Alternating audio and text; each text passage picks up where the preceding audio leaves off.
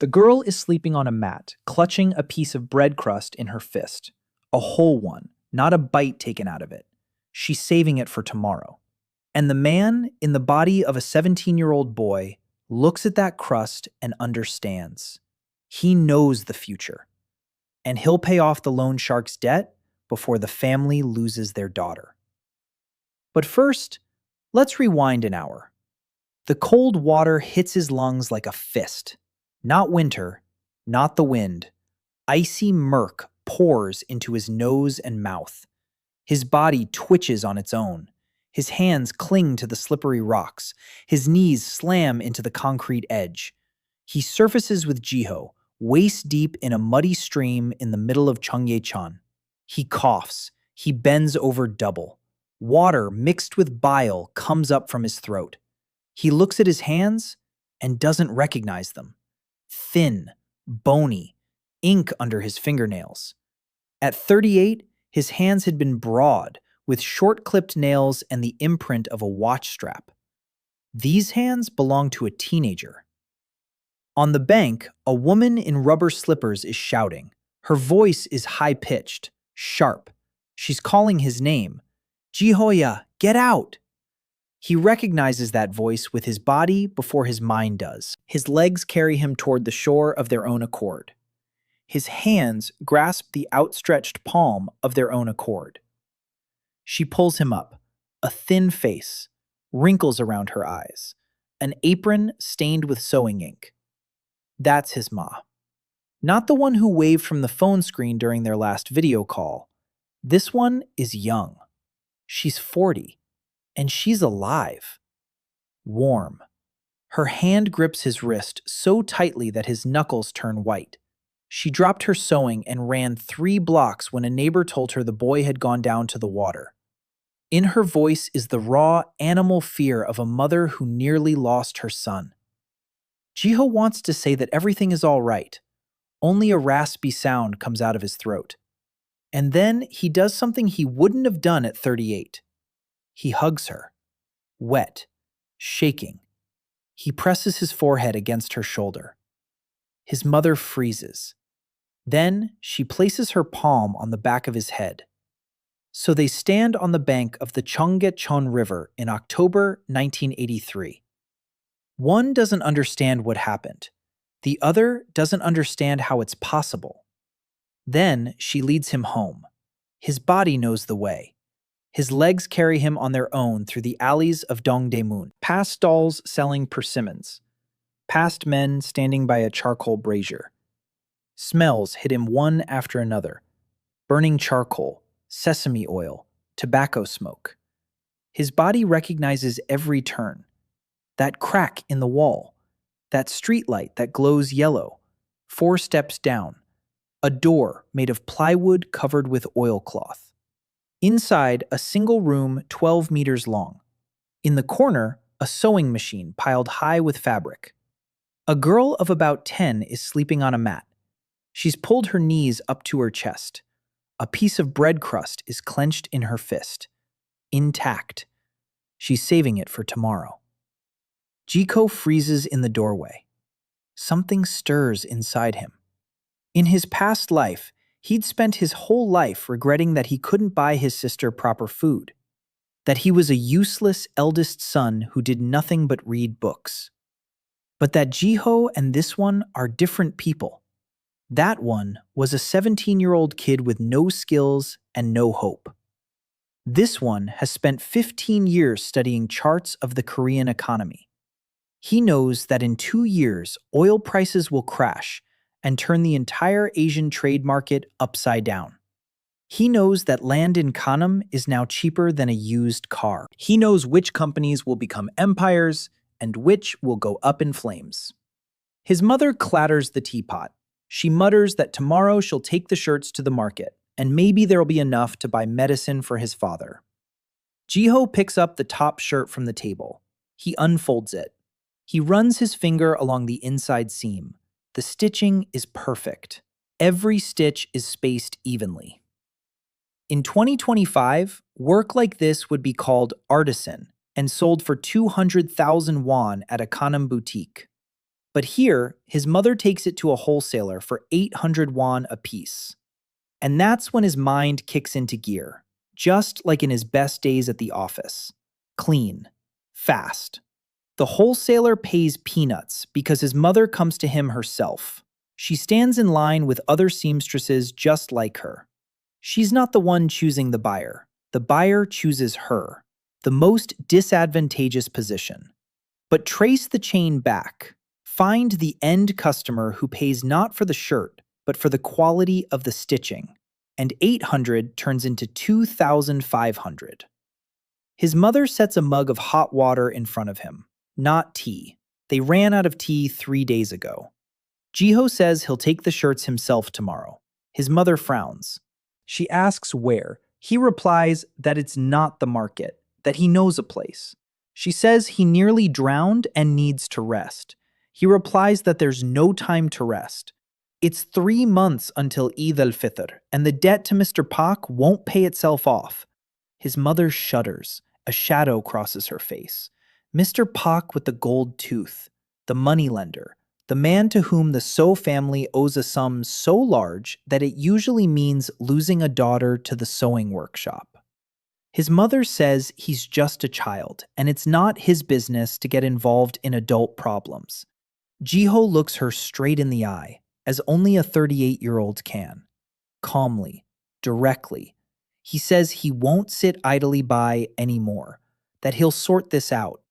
His mother opens her mouth to object, but something in his gaze stops her. The same sun, the same eyes, the same protruding ears. But something has changed. The way he holds his back, the way he sets down the mug. She simply nods and turns back to the sewing machine. Jiko lies down on the mat next to his sister. He carefully removes the bread crust from her relaxed fist and places it nearby. Tomorrow, she'll eat properly. Morning comes quickly. He wakes up before dawn. His father is sleeping by the wall, a thin man with a bandaged knee. The hands of a construction worker who hauled concrete slabs until he broke down. He breathes with a wheeze. On the nightstand is a bottle of cheap pills that don't help. Jiho quietly gets up. He grabs 3 shirts and heads out. Morning in Tongdaemun is gray and cold. He takes in every detail, and he sees what no one else in the city sees. He sees the future. This vacant lot right here. In 20 years, there'll be a subway station here. That newspaper stand over there? The owner has no idea he's standing on the site of a future shopping center. Jiho finds an alley with a barber shop on the corner. Further down is a tailor's shop. Inside, it smells of starch and a hot iron. A man in his 50s sits at a table, his glasses perched on the tip of his nose. Jiho doesn't offer him the shirts. He turns one inside out and lays it in front of the owner. He asks him to examine the stitching by the light. The owner holds it up to the lamp. He's silent for a few seconds. He takes off his glasses. He asks who sewed it. His mother. The shop owner turns the shirt over. He examines the stitching on the collar and on the cuffs. He asks how much Jicho wants per piece. Jicho replies that he doesn't sell shirts. He offers the services of a tailor. Rush orders, batches of 10 to 15 pieces. The quality is like this. The price is 2,200 per piece. The shop owner leans back in his chair. He asks how old he is. 17. The shop owner smirks. He says that for a 17-year-old, he's too good with numbers. He says 2,200 is too much. Jicho doesn't haggle. He just waits. The owner looks at the seam one more time. He says he'll give 2,000. They shake hands. The owner pulls out an envelope. An advance for the first 10 shirts. 20,000 right there. Jicho walks out. He leans against the wall. He squints. His family hasn't seen that much money in 2 months. Now there will be 80,000 a month from this tailor shop alone. And this is just the beginning, because he can already see the next step, and the step after that. He walks home and does the math. The debt to Park, moving to Mapo, a school uniform for So-yeon, medicine for his father, a winter jacket for his mother. The numbers add up into a plan for the road ahead. The road is long, but he knows every turn. He goes into the basement. He puts the envelope on the table. His mother opens it. She counts the money. She counts it again. She asks where it came from. He explains about the stitching, about 2,000 per piece, about the advance. His mother is silent for a long time. Then she asks quietly, "Jihyo, what's wrong with you? Did you hit your head by the river?" He smirks. "Yeah, Emma. I think I finally hit it just right." Soyeon wakes up. She reaches for the crust. Jihyo takes it away. The girl looks frightened. He pulls out a paper bag. 2 hotok, hot ones, with brown sugar inside. Soyeon looks at them the way children shouldn't look at food. She takes a bite, and an expression appears on her face that Jihyo will remember forever.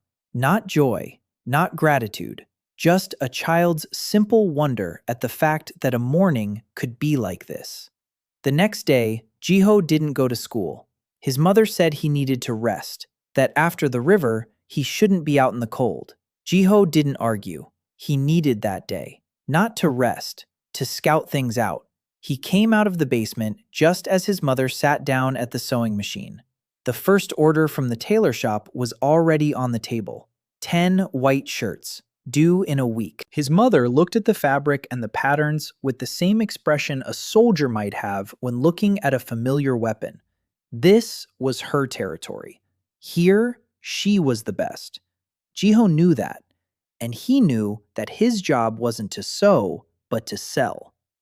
In 1983, Dongdaemun wasn't a shopping mall. It was a living organism, lively, noisy, chaotic. Thousands of stalls, thousands of voices, thousands of hands grabbing fabric and counting bills. Wholesalers sat in dark rooms on the second floors, taking delivery of goods from seamstresses. Retailers stood below, selling to passers-by. Young delivery boys darted between them. Porters hauled bales. Women haggled until their voices were hoarse. Jihyo walked through the market and observed, not as a customer, not as a boy, as an analyst. He saw the logistics. He saw the flows. He saw the bottlenecks. Right here, 3 stalls are selling identical scarves at the same price.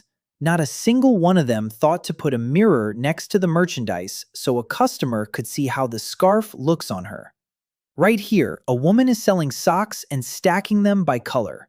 Whites with whites, blacks with blacks. In the 2025, any merchandiser would have said they should be displayed in sets. Socks plus gloves plus a hat. Sell a solution, not just an item. Here, a man is selling winter jackets and hanging them all on a single rack. All the same color, all the same size. Like a warehouse, not like a store. Jihyo was taking mental notes. Every mistake, every opportunity, every opening where he could slip his finger in and turn the market in his favor. By noon, he had reached Myeongdong. Myeongdong was already a trendy district in 1983. Female students walked around in pairs. They peered into store windows. They drank coffee from paper cups. They wore scarves tied in the Japanese style. Jihyo stopped in front of the window of a small women's clothing store. The window display was shabby. A mannequin with one arm missing. Dim lighting, handwritten price tags. But the female students went inside. Because inside were blouses that looked Japanese but cost as much as Korean ones. Jihyo stood there counting. In 15 minutes, 8 people entered the store. 6 came out with bags, a 75% conversion rate. That was insanely high, even for 2025. So the merchandise was in demand, but the window display wasn't working. If the window display had worked, the conversion rate would have been higher, and the average ticket could have been increased through cross-selling. Scarves, for example. Jihyo returned to Dongdaemun. He found a stall selling winter scarves, the cheapest ones, acrylic, 500 won each. Red ones. White. They were ugly, coarse, but warm. Jiho bought one. He turned it over in his hands. The fabric was decent. The problem was the presentation. The scarf was rolled up and tied with twine, like a sausage. No tag, no packaging, no story. In 2025, Jiho worked with retail brands that sold the exact same scarves for 35,000 won. The difference wasn't in the fabric, it was in the packaging, in the tag, in the story the scarf told the buyer. He returned home. His mother was sewing shirts. Soyeon was sitting on a mat, drawing in a notebook. His father was lying down, staring at the ceiling. Jiho sat down next to his mother and asked if she had any fabric scraps. His mother pointed to a bag in the corner. There were plenty of scraps, different colors, textures. Jiho took out the scraps and began sorting through them. He found a piece of thick cotton, beige, almost white, clean. He asked his mother to cut out rectangles measuring 3 by 5 centimeters. His mother asked why. He said it was for tags. His mother didn't understand. He explained. A label is a small piece of fabric that's sewn onto an item. It has a name written on it, or a logo, or something that makes the item not just an item, but a brand. His mother looked at him as if he were crazy, but she cut them out, 20 rectangles. Jiho took a fountain pen, ink, and on each tag he carefully wrote 2 characters. So, his last name. Then he went out and bought 10 scarves from a street vendor for 500 won each. 5,000 won. A quarter of his advance from the tailor shop. His mother saw this and pressed her lips together. She didn't say a word, but her silence spoke louder than a scream. Jiho asked his mother to sew the tags onto the scarves. And one more thing, trim the fringe, even out the edges, iron them, fold them into squares, not rolls, and put each scarf in a paper bag. An ordinary brown grain bag, but clean, neat, with a folded edge. His mother worked quickly. 2 hours later, 10 scarves lay on the table, each in a bag, each with a tag. Each one was ironed. Jiho took one and unfolded it. It was no longer just a 500 won scarf. It was a gift, something you wouldn't be ashamed to pull out of your bag at a cafe, something with a name, with a tag, with the feeling that someone had thought of you while making it. The next morning, Jiho got up at 5. He took all 10 scarves, and he headed to Myeongdong, not to the shops, to Yonsei University, or rather, to the bus stop next to Yonsei. At 7:40 a.m., this was the coldest place in Seoul. Female students stood in the wind, shivering. They huddled in their jackets. They hid their hands in their pockets. They weren't wearing scarves, or if they were thin, cheap, ugly.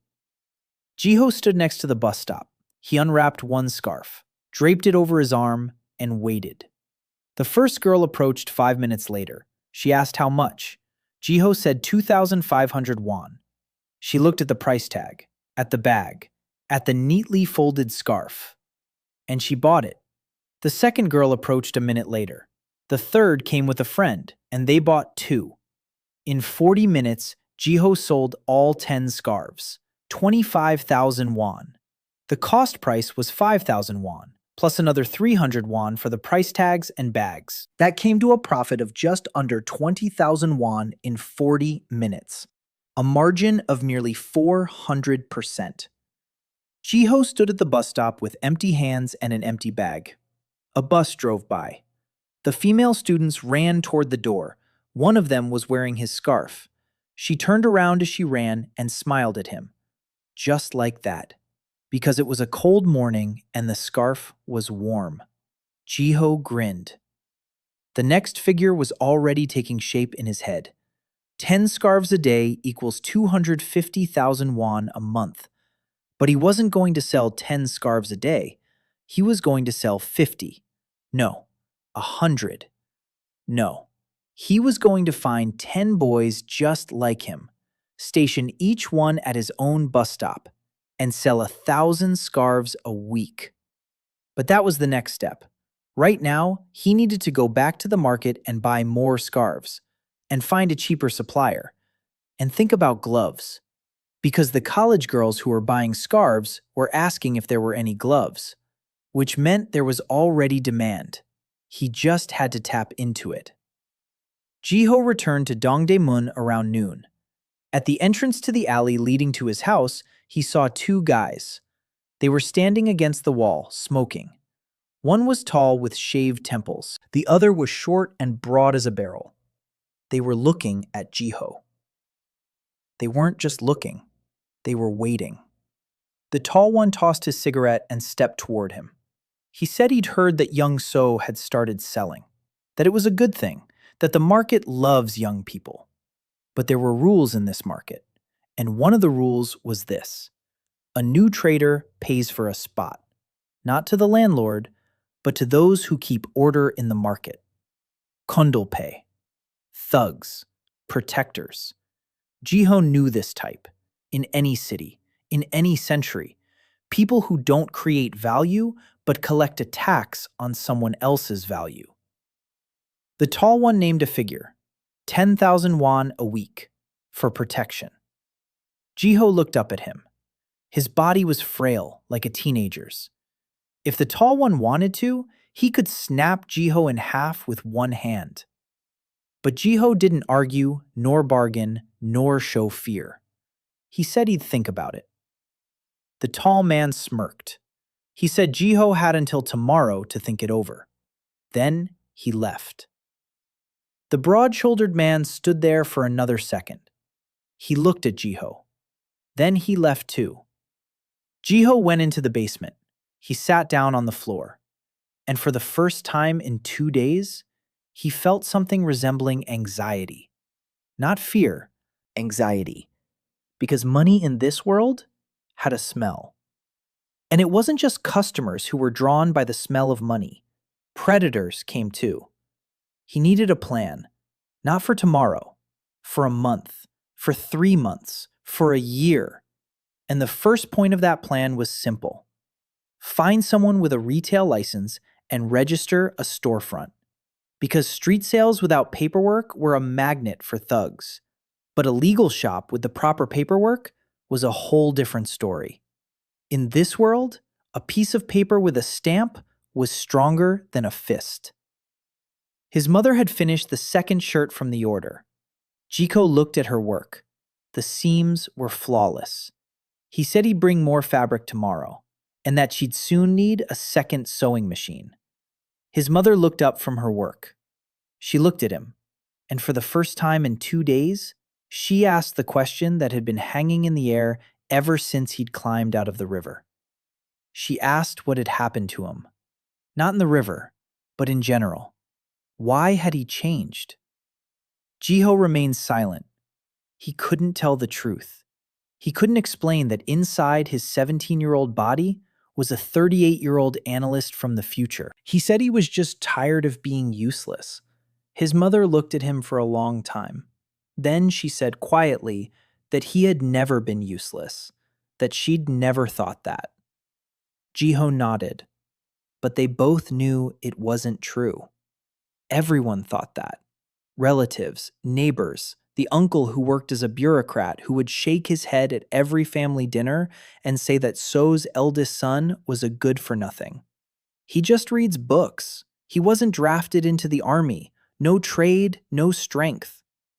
Jiho remembered all of this, not from the mind of an analyst, from the memory of his body. His body remembered the shame.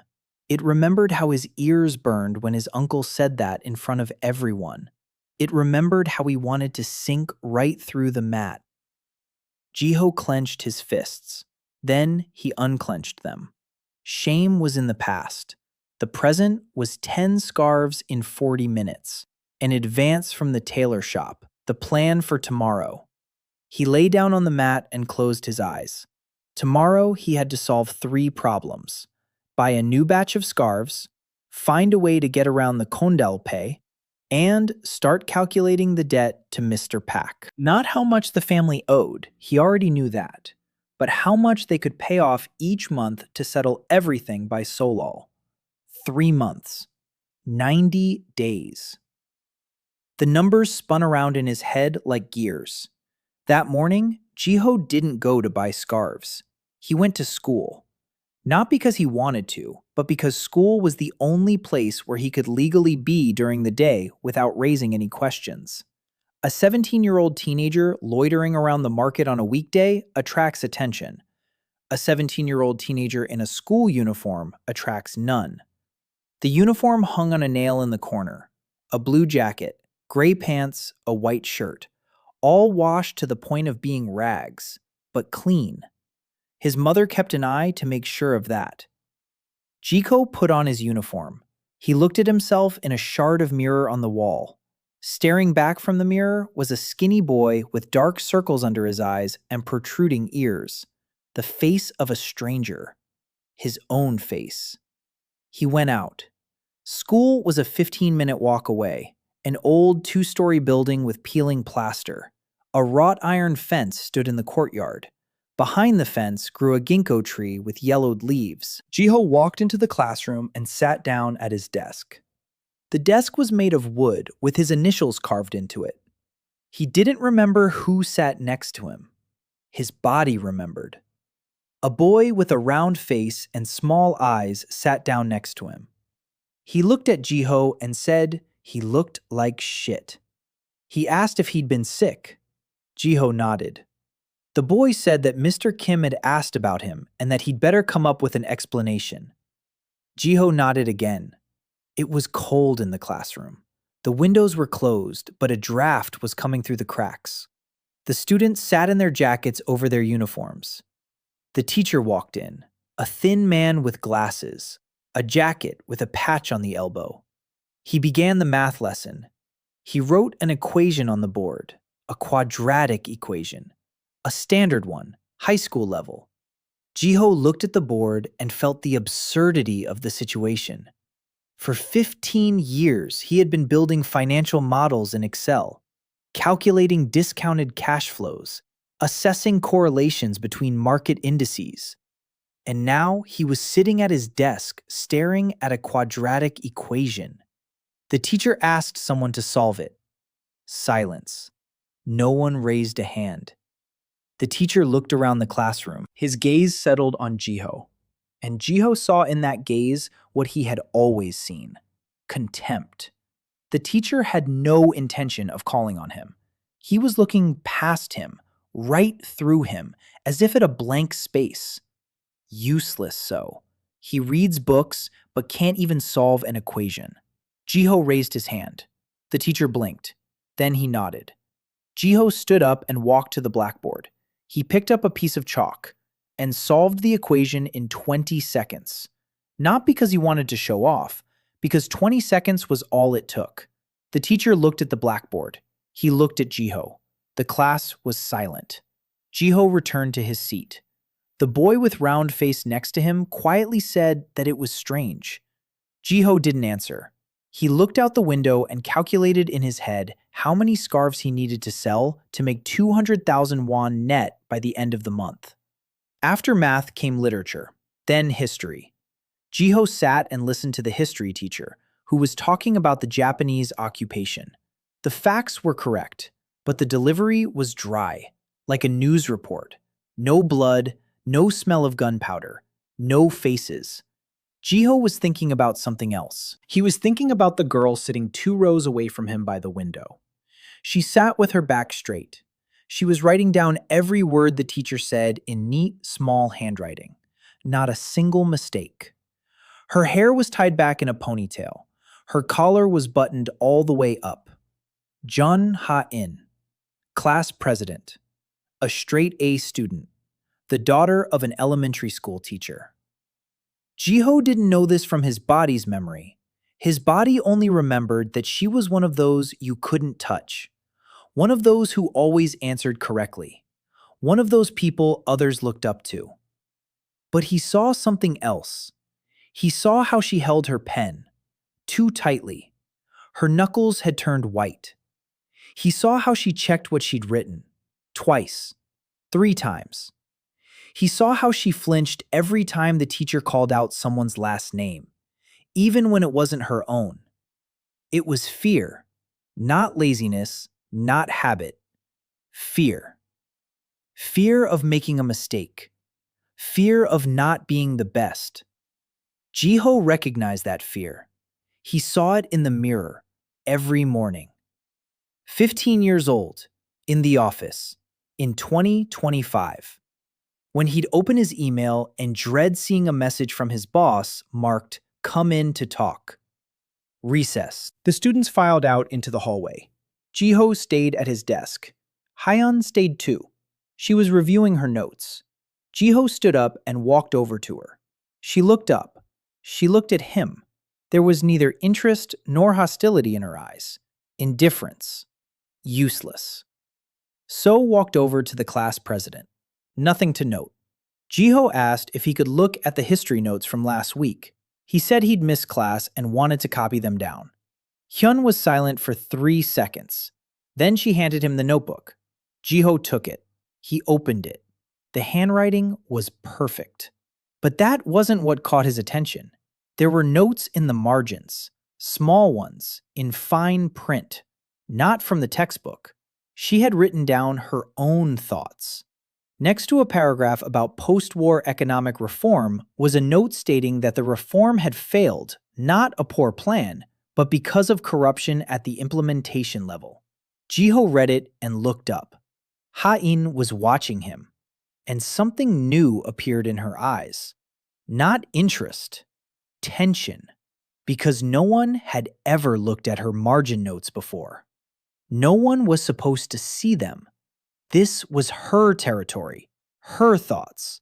Not for grades, not for the teacher, for her. Jiho returned the notebook. He said thank you and added one sentence. He said she was right about the reform, that the problem lay precisely in its implementation, and that in 30 years, economists would be writing dissertations on exactly that. He said this and froze, because he realized he'd said too much. In 30 years, how could a 17-year-old boy possibly know what would happen in 30 years? Ha-in looked at him. Her eyes narrowed, just a little, by a millimeter. But Jiho noticed.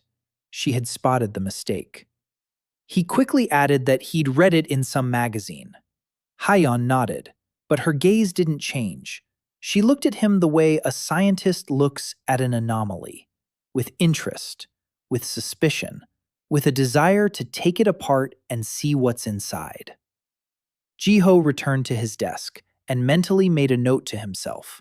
Watch his language. He wasn't in the office. He wasn't among his colleagues. He's in a school from 1983, and any word from the future is a bombshell. After school, Jiho didn't go home.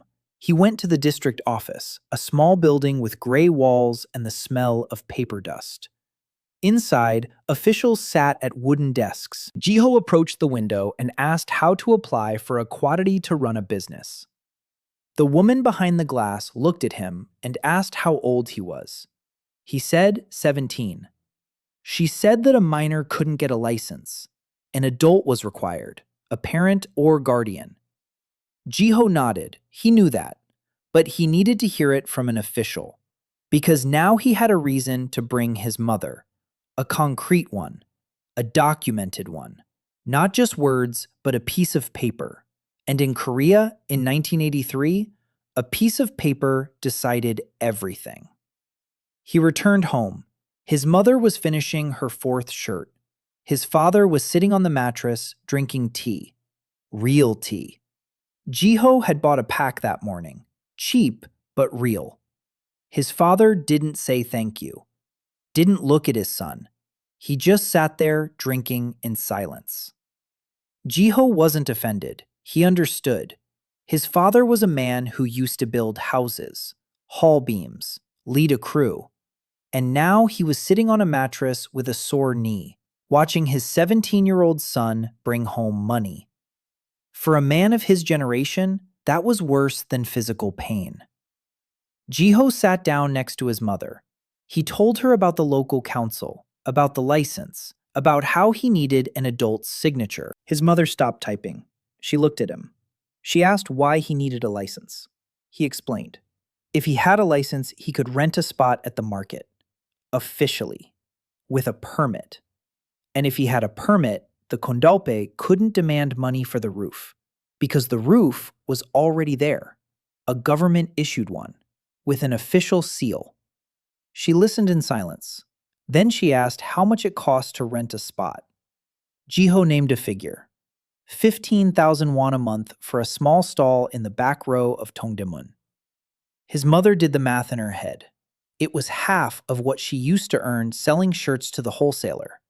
Back then, before the deal with the tailor shop. But now, with the tailor shop, she was making 3 times as much. She nodded, quietly, without a word. Jiho understood. She had agreed. The next day, they went to the district office together. Her mother put on her best jacket. She combed her hair. She straightened her back. She looked older than her years, more mature.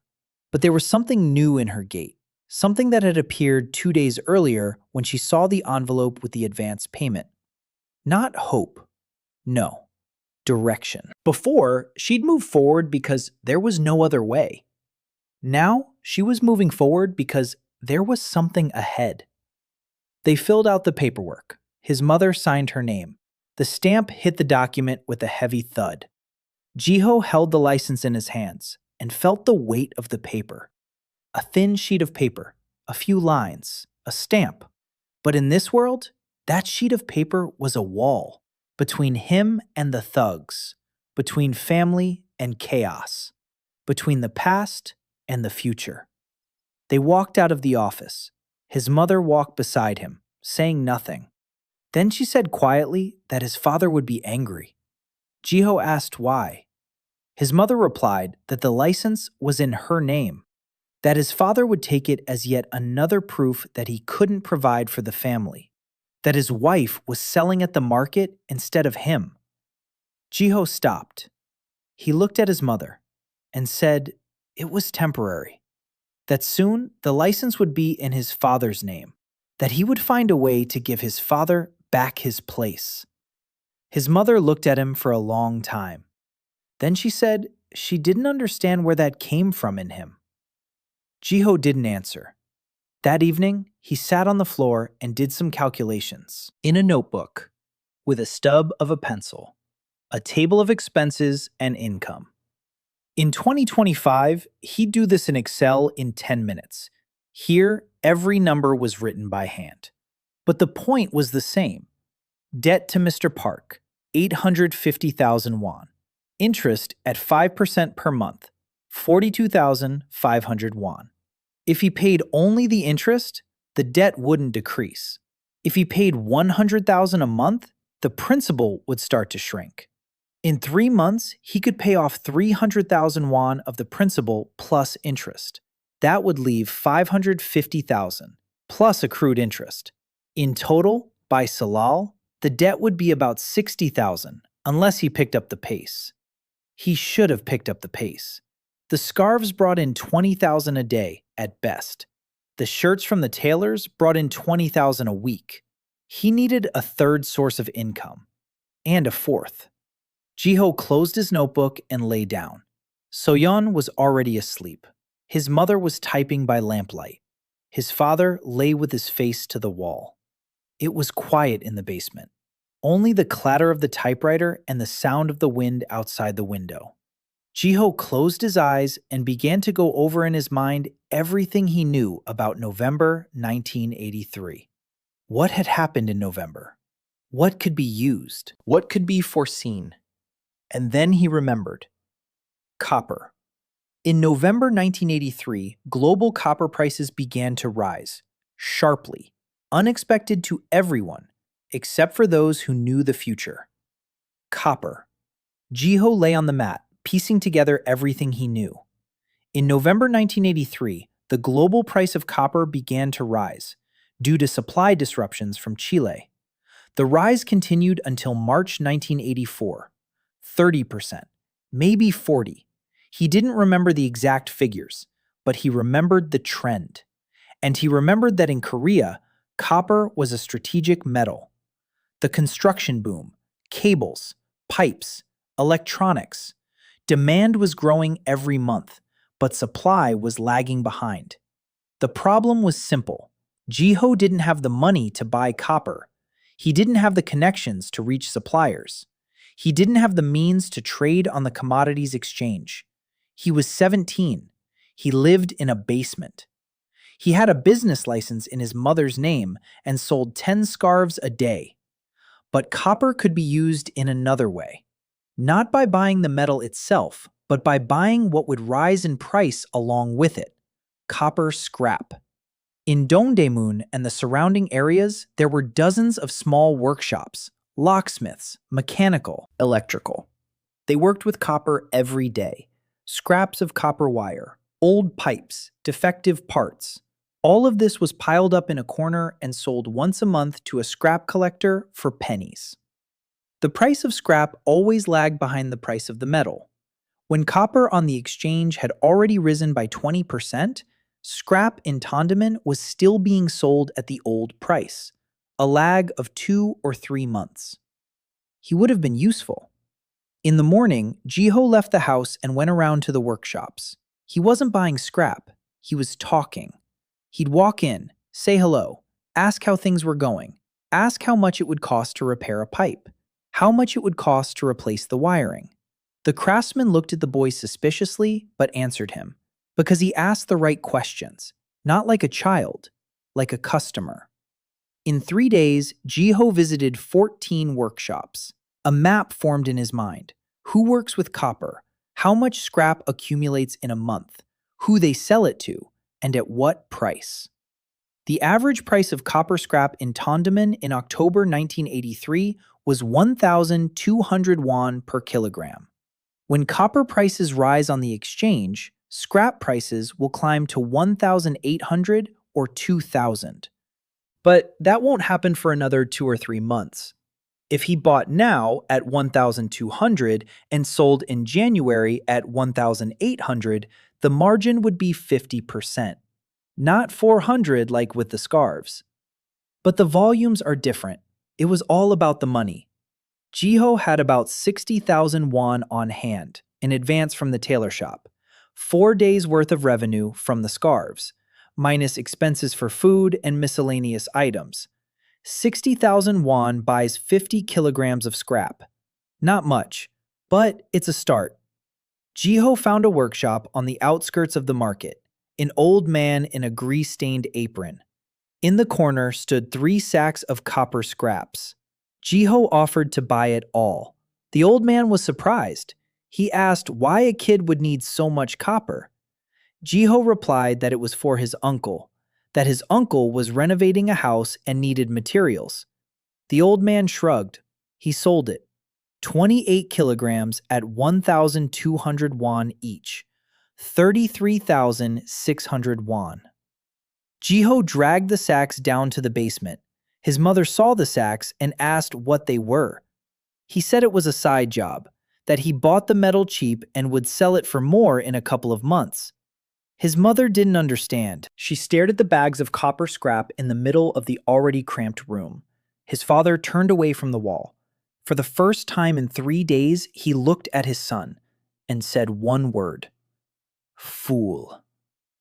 Jiho didn't answer. His father said that copper prices don't go up in the winter, that construction projects grind to a halt in the winter, that demand drops, that he'd been in construction for 20 years and knew what he was talking about. Jiho listened. His father was right, according to the logic of 1983. Construction slowed down in the winter. Demand for copper fell. The price was supposed to fall.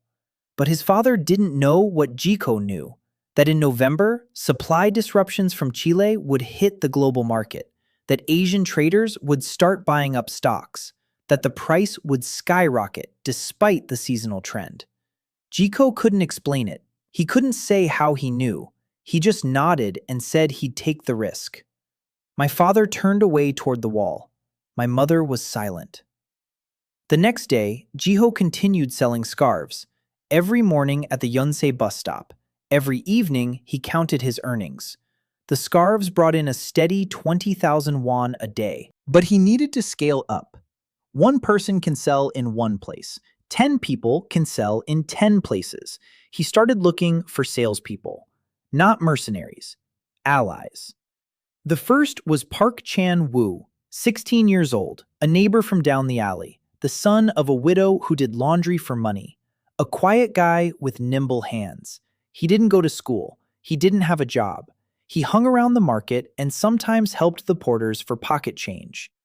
Jiho approached him at a persimmon stall. He offered him a job to sell scarves at the bus stop near Ihwa Women's University. Same terms. A scarf costs 2,500. Chanu gets 500 won for each one sold. The rest goes to Jiho. Chanu looked at the scarves, at the tags, at the bags, and asked who made them. Jiho replied that he did. Chanu asked why there was a tag. Jiho explained. A tag isn't just a piece of fabric. A tag is a promise. When a student sees a scarf with a tag, she sees not just a rag, but an item with a name, an item that someone stands behind. It's not a 500 won scarf from the market. It's a 2,500 won scarf given to her by the cold November wind and a smiling guy at the bus stop. Chanu listened with his mouth agape. Then he said that Jiho talks like an adult. Jiho smirked and replied that it's because he grew up early. Chanu started working the next day. In his first week, he sold 45 scarves, 22,500 won in Shanu's pocket, 90,000 won in total revenue, minus 22,500 won in cost of goods sold for inventory and tags, minus Shanu's cut. Net profit from Shanu's stand was about 45,000 won per week, plus his own stall at Yonsei. Total, about 90,000 net per week from scarves. Shirts from the tailor shop added 20,000. Total, 110,000 per week, 440,000 per month. Minus interest to park, 42,500. Minus basement rent, 15,000. Minus food for the family, 30,000. Minus a new market stall, 15,000. Minus medicine for his father, 10,000. Minus miscellaneous expenses, 10,000. That left about 3,000 net per month. 3 months, 900,000. Debt to Paku, 850,000. The numbers added up. For the first time ever, the numbers added up. But Jiho didn't let his guard down, because numbers on paper and numbers in real life are two different things. Life kept making adjustments every day.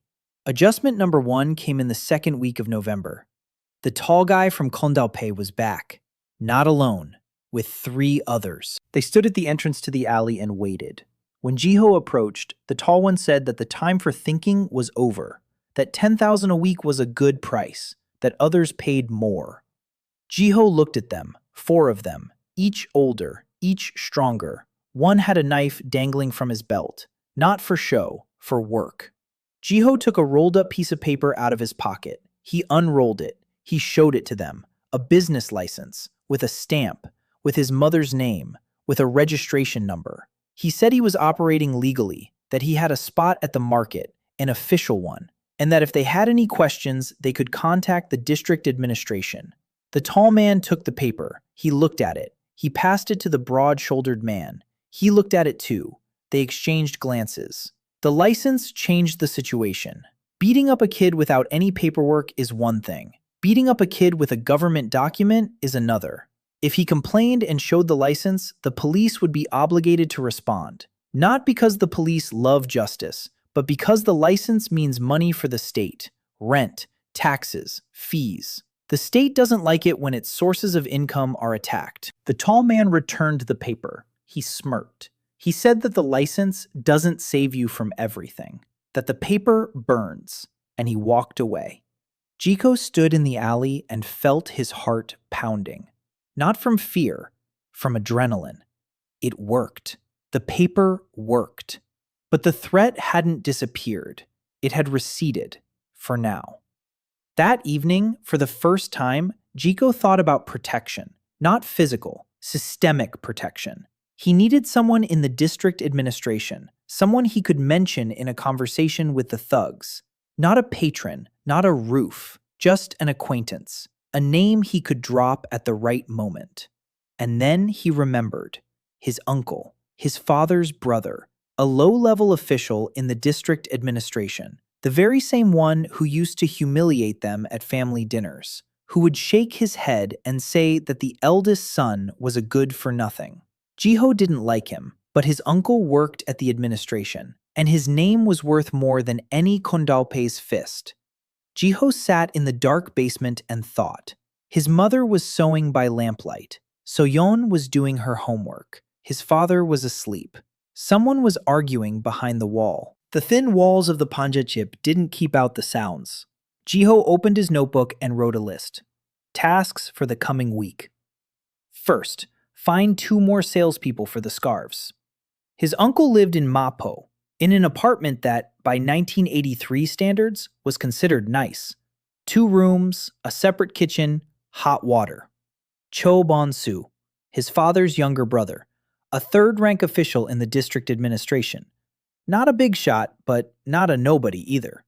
He was in charge of administrative matters, leasing retail space, allocating market stalls, licenses, and paperwork with official seals. That very invisible power which, in Korea, meant more than any position with a fancy title. Jiho came to see him on Sunday morning, without warning. His uncle opened the door in his pajamas. He saw his nephew. His expression didn't change. He wasn't surprised. He wasn't pleased. He looked at him the way one looks at an annoying fly. He asked what Jiho wanted. Jiho walked in. He took off his sneakers at the threshold. He placed them neatly. He bowed. Everything as it should be. His body remembered the ritual. His mind was calculating. His uncle sat down at the table. In front of him stood a cup of tea and a newspaper. Jiho sat down across from him. And he didn't start with a request. He started with a gift. He took a box out of the bag. Inside the box were Sonpyeong rice cakes, expensive ones, from that shop on Cheongro where officials' wives shop. Jiho had spent 5,000 won on them. It was the most important 5,000 won of his life. His uncle looked at the box, then at Jiho. His eyebrows rose a millimeter. He hadn't expected a gift from his nephew, whom he considered a good-for-nothing. Jiho said he'd wanted to visit for a long time, that he was sorry he rarely came by, that the family was grateful to his uncle for everything. His uncle listened in silence. He didn't believe a single word, but the formality was right. In Korea, form was just as important as substance. The younger had come to the older, with a gift, with a bow, with the right words. That created an obligation. Jiho got down to business. He didn't ask for money. He didn't ask for help. He didn't ask for connections. He asked for advice. He explained that his mother had obtained a business license, that he was helping her with the business, that he wanted to rent a stall at the market, and that he didn't know how to properly file the paperwork so there wouldn't be any problems with inspections. His uncle listened, and Jiho saw his expression change. Not sympathy, not respect, interest, professional, bureaucratic. Because Jiho had asked the question in his uncle's language, not help my poor relatives, but how to fill out the form correctly. That was the difference between charity and advice. My uncle would have rejected charity. He could offer advice, because that made him an expert, not a philanthropist. My uncle sipped his tea and explained which forms were needed, where to take them, which window to go to, what to say to which official. Jiho listened and memorized every word, every name, every form number. An hour later, he knew the system inside and out. Not because his uncle had revealed any secrets to him, but because his uncle spoke the language of bureaucracy, and Jiho knew how to translate bureaucracy into logic. Before leaving, Jiho did one last thing. He asked his uncle how his health was. His uncle replied that it was fine. Jiho asked about his aunt. His uncle replied that she was fine too. Jiho asked about his cousin, his uncle's son, a college student. His uncle paused. Then he said that his son wasn't doing well in school, that he couldn't pass his exams, that for the third semester in a row, he was on the verge of being expelled. Jiho nodded and said that if his cousin needed help with math, he could tutor him for free because he'd recently figured out the curriculum and it had come easily to him. His uncle looked at him strangely. That very same Sojiho, his good-for-nothing nephew, offering to help with math. But his uncle didn't refuse because his son really was doing poorly in school. And because free help is free help. Jiho left the apartment. It was cold outside. The November wind was blowing yellow leaves along the start. Jiho walked and thought. His uncle hadn't become a friend, but he had ceased to be an enemy. Now he was a resource, an unpleasant one, an indulgent one, but a resource nonetheless. His name could be mentioned, his connections could be used. Not now, later, when the time came. On Monday, Jiho found a second salesman, Kim Yun-soo, 15 years old, the younger brother of a classmate. Quick, talkative, with a smile that could sell anything. Jiho dropped him off at Sunondae Women's University. He found the third one on Wednesday. Oh Tae-ho, 17 years old, dropped out of school, worked as a loader at the market. Quiet, strong, not a smooth talker, but reliable. Jiho stationed him at the bus stop in Sinchon. 3 vendors, 3 locations, plus their own spot at Yonsei. 4 locations. Each sold between 8 and 15 scarves a day, 12 on average, 48 scarves a day, 120,000 won in total daily revenue. Cost of goods sold, 24,000. Vendors cut, 24,000. Net profit, 72,000 won a day, 500,000 a week. The numbers were growing, but along with the numbers, the problems were growing too. Problem number 1. The scarves were running out. The vendor in Dongdaemun from whom Jiho bought his stock couldn't supply more than 30 scarves a day. He needed another supplier, or his own manufacturer. Problem number 2. The salespeople started asking questions. Chanu asked why Jiho wasn't selling them himself, why he was sitting at home, why doesn't he go to the stall every day? He wasn't asking out of malice, out of curiosity. But curiosity could turn into envy. And in this world, envy was the fuel for betrayal. Problem number 3. Ha-in. After that conversation in class, she started watching him. Not openly, quietly, like a cat watching an unfamiliar object. She noticed that Jiho no longer slept through class, that he solved problems faster than the teacher, that he spoke differently, constructed his sentences differently. He used words that 17-year-olds don't use. She didn't say anything, but Jiho could feel her gaze on the back of his head. Every class, every break. On Thursday after school, she approached him in the hallway. She stopped. She looked at him and said she wanted to talk. Jiho asked, "What about?"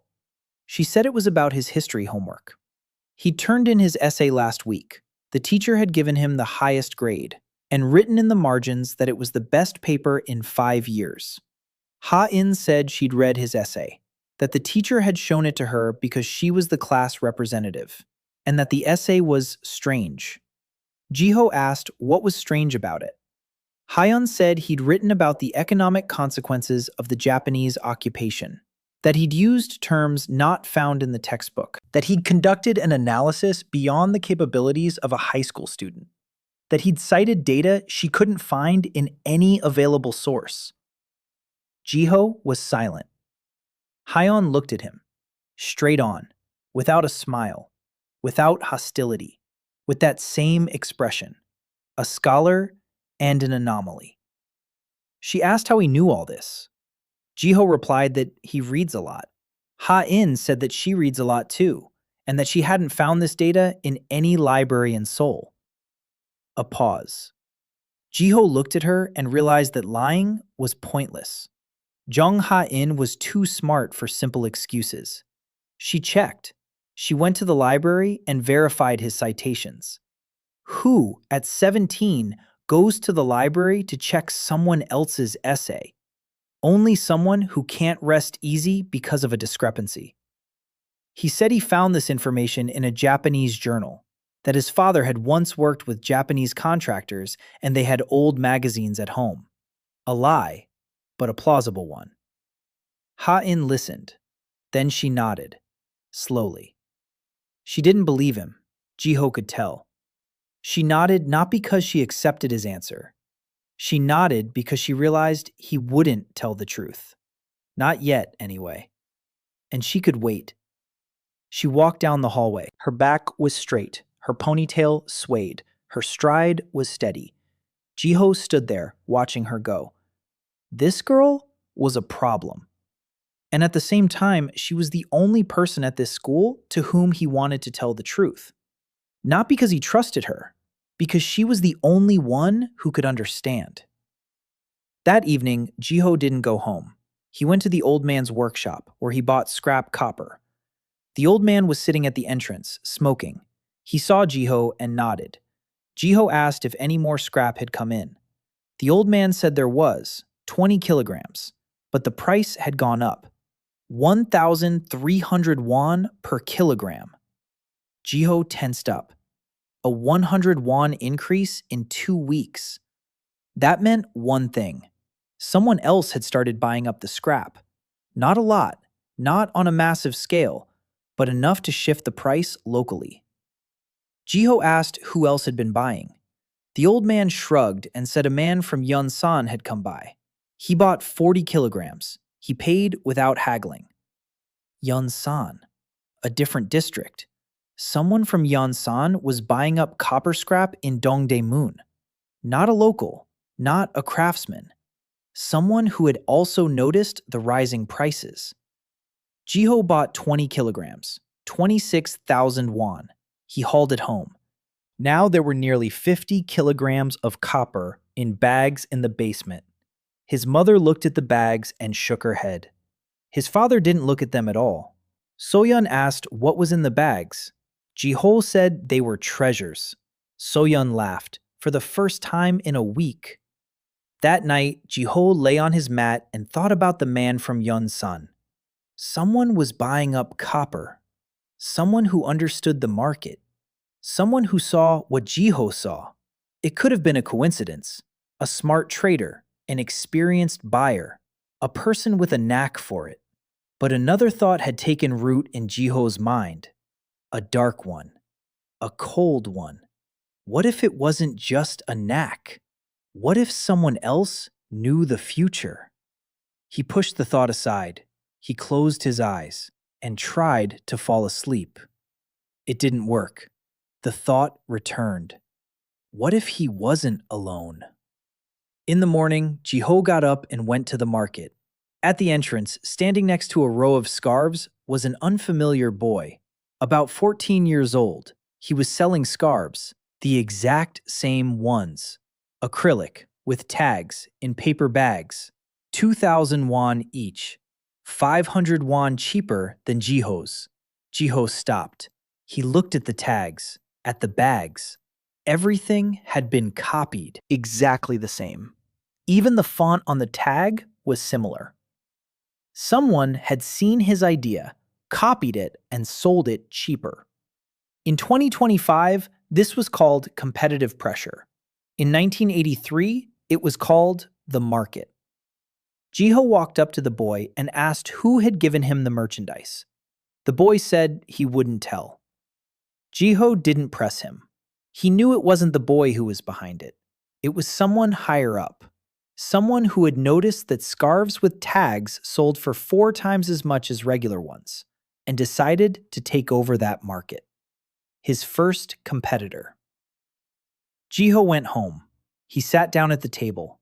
He opened his notebook and he began to think. Price competition was a dead end. If he lowered the price to 2,000, his margin would drop.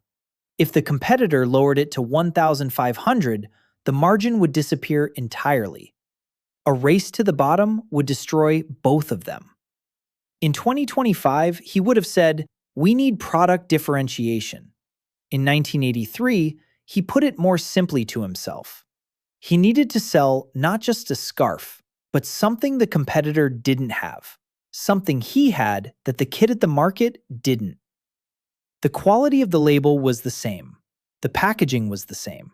The competitor's price was lower, but Gio had one advantage. He didn't sell at the market.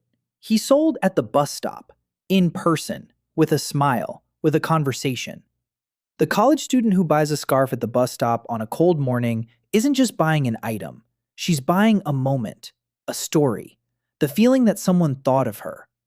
The boy at the market sells a rag with a tag. Gio sells warmth. You can't copy that, but you can improve on it. Gio took the leftover fabric out of the bag. He asked his mother to cut small rectangles out of the beige cotton, larger than the tags, about the size of a palm. And he wrote one phrase by hand on each one. "It's cold today, but this scarf is warmer than it looks." It wasn't just a scarf. It was a scarf with a note. In 2025, they called this handwritten marketing. Brands paid thousands of dollars for someone to write a handwritten note to go with an order. In 1983, it cost a fountain pen and 5 minutes of time. That morning, Gio went to his spot near Yonsei. Each scarf was in a bag. Each bag had a note. The first student bought one. She unwrapped it. She read the note. She smiled. She showed it to her friend. Her friend bought one too. By 10 in the morning, Jiho had sold 15 scarves, 3 more than usual. The note worked. It worked not because it was clever, but because it was human.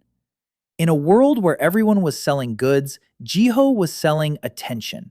And attention was worth more than any discount.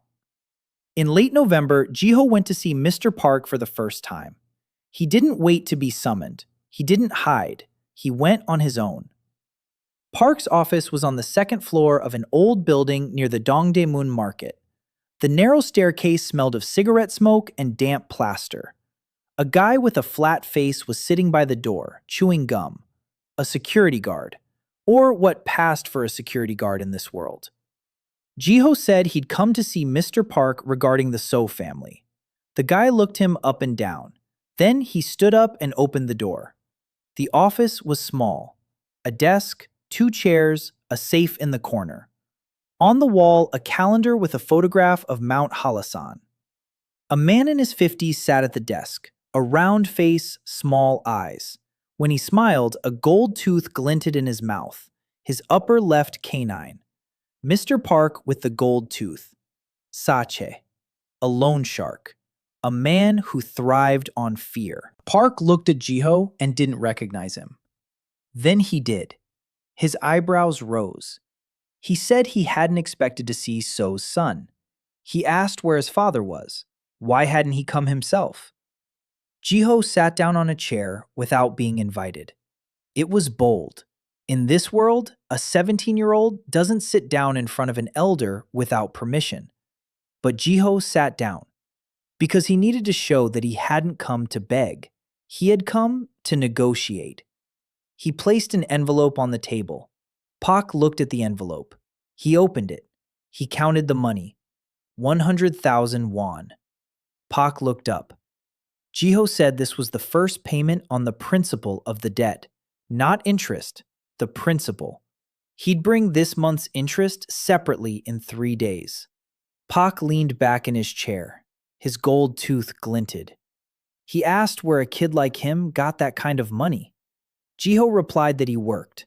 Park asked where. Jiho said he was a merchant. Park smirked. He said that being a merchant was good, that he respected people who worked. Then he leaned forward and said that the So family's debt was 850,000 won, that the interest was 42,500 won a month. He said that 100,000 was good, but it was just a drop in the bucket, and that if Jiho wanted to pay off the debt before Eid al-Fitr, he'd need to bring another 750,000 plus the accrued interest. That came to about 900,000 over 3 months. Jiho nodded. He knew those numbers better than Pak did. He said he'd pay it all off by Eid al-Fitr, 300,000 every month. Park looked at him for a long time. Then he laughed, quietly, not out of anger, out of surprise. He said that in 30 years of work, not a single 17-year-old boy had ever come to him on his own, hadn't come with money, hadn't come with a plan. Usually the mothers come, they cry, they ask for an extension. Or the fathers come, they yell, they make promises, then they disappear. But this one came with a screwdriver and some numbers. Pak stood up. He walked over to the safe. He took out a notebook. He wrote down 100,000. He wrote the date. He turned to Jiho and said he'd be waiting, that if there wasn't a second payment in December, the conversation would be different. Jiho stood up. He bowed exactly as much as etiquette required, no more, and he left. He stopped on the stairs, leaned against the wall, exhaled. 100,000 paid off, 750,000 left, plus interest. 3 months. He went down to the street. November was coming to an end. The cold had changed. It wasn't autumnal anymore. It was wintry, dry, biting. At the market, people were bundled up in jackets, their breath visible in the air. Scarves were selling better than ever. The 4 locations were running like clockwork. Chanu at Iwa, Yeongsu at Seongneundae, Taeho in Sinchon, Jiho himself at Yonsei. The notes in the bags were doing their job. Female students were passing them around. They were telling their friends about them. One girl came in and asked if she could order 10 scarves with notes as birthday gifts for her friends. Jiho wrote 10 different notes. Each one was unique. The girl paid 25,000 and left happy. It was his first corporate order. A word clicked in Jiho's mind. A word that didn't even exist in the Korean language back in 1983. Customization. But the scarves were the limit. Acrylic fabric, a simple cut, a handwritten tag. It worked on a street vendor level. But Jiho was thinking ahead. He needed a product that wasn't on the market, a product that couldn't be copied in a single day. And that's when he remembered Kang Min-ji, the daughter of the tailor shop owner, the very same tailor shop where it all began. Jiho had seen her once. On the first day, he went to her father with the shirts. She was standing behind a screen, hemming a sleeve, a quiet girl with calloused fingers. He hadn't paid her any mind back then, but his body remembered. His body knew her. The Jiho of the past and the Minji of the past went to the same school. She was in a parallel class. They never spoke. He was a good-for-nothing So. She was the quiet daughter of a seamstress. 2 invisible people in the same building. Jiho came to the tailor shop on Wednesday after school. Minji's father was sitting at the table, cutting fabric. He saw Jiho and nodded. They had already gotten used to each other. Orders for his mother were coming in steadily. The quality was impeccable. The owner was pleased. Jiho asked if he could speak with Minji. The owner frowned. He asked why. Jiho said it was business, that he wanted to ask her opinion on the fabric. The owner looked at him suspiciously, but nodded. Minji came out from behind the screen. She was short, slender. Her hair was pulled back into a bun. Her fingers were bandaged. She looked at Jiho and didn't smile. She didn't frown either. She just looked at him. She waited. Jiho took one of his scarves out of his bag. He laid it on the table. Then he asked what she thought. Minji picked up the scarf. She looked at the fabric, at the tag, at the edges. Then she said the fabric was cheap, that the tag was sewn on crookedly, that the edges were poorly finished, and that the color was boring. Jiho smirked. She was right on every point. He asked how she would have done it. Minji fell silent. She looked at her father. Her father wasn't listening. He was cutting the fabric. She turned to Jiho and whispered that if it were her scarf, she wouldn't have used acrylic, but a blended fabric, cotton and wool, more expensive but softer. She would have finished the edges with a serger instead of cutting them with scissors. She wouldn't have sewn the tag on, but would have sewn it into the seam, and she would have added one detail, a small embroidered emblem in the corner of the scarf. Not a word, a symbol, something the girl would show her friends, something that would turn the scarf from an item into an accessory. Jiho listened and felt a door open in his mind. This girl, with her pricked fingers, saw what he didn't see. He saw unit economics, margin, sales channels. She saw the product, the texture, the shape, the detail that turns fabric into desire. In 2025, people like her were called product designers and were paid hundreds of thousands of dollars a year. In 1983, a girl like that was hemming sleeves in her father's tailor shop and dreaming of something no one took seriously. Jiho asked if she could make 10 scarves like that, out of a blended fabric, with an embroidered emblem, with the edges finished properly. Minji looked at him. Something flashed in her eyes. Not joy, hunger. The hunger of someone who, for the first time, had been offered the chance to do what she was good at. She asked how much he would pay. Jiho said 1,500 won each. That covered the cost of the fabric and thread. Minji did the math in her head. Then she nodded. She'd do it, in a week. Jiho stepped out of the atelier. It was starting to snow outside. The first snow of the year. Light, dry. It settled on his shoulders and melted. Jiho stood there watching the snow, and he thought about what had just happened. He hadn't found a customer. He'd found a partner. Someone who could do what he couldn't. In his previous life at the investment fund, they'd spent years looking for people like that. They'd sifted through resumes. They'd conducted interviews. They'd hired headhunters. But here, she was sitting behind a screen in her father's tailor shop, hemming sleeves. At home, news was waiting for him. His mother was sitting at the sewing machine, but wasn't sewing. She was staring at the table. An envelope lay on the table. Jiho asked what it was. His mother said a man had come from Mr. Park. He'd brought the envelope. Jiho opened it. Inside was a note, 3 lines written in neat handwriting. Mr. Park thanks you for the payment. Mr. Park appreciates your responsibility. Mr. Park invites Young So to dinner next Saturday. Jiho read it 3 times. Dinner. Park didn't invite debtors to dinner. Park invited people he wanted to evaluate, to observe up close, to understand. It was both a compliment and a threat. His mother looked at him and waited. Dinner with Park took place on Saturday at a small restaurant near the market. Not expensive, not cheap. One of those places where the walls are steeped in the smell of grilled meat and soy sauce, and where the owner knows every guest by name. Park sat at a low table eating samgyeopsal. Next to him sat that same guy with the flat face, the bodyguard. No one else. Jiho walked in. He took off his jacket. He sat down across from him. Park didn't say hello. He simply placed chopsticks in front of Jiho and nodded toward the meat. Eat. Jiho ate. The meat was good, fatty, hot. There was nothing like this in the basement. In the basement, there was rice and kimchi, and if they were lucky, tteokguk made from the cheapest flour. Park watched Jiho eat, silently, for about 5 minutes. Then he spoke.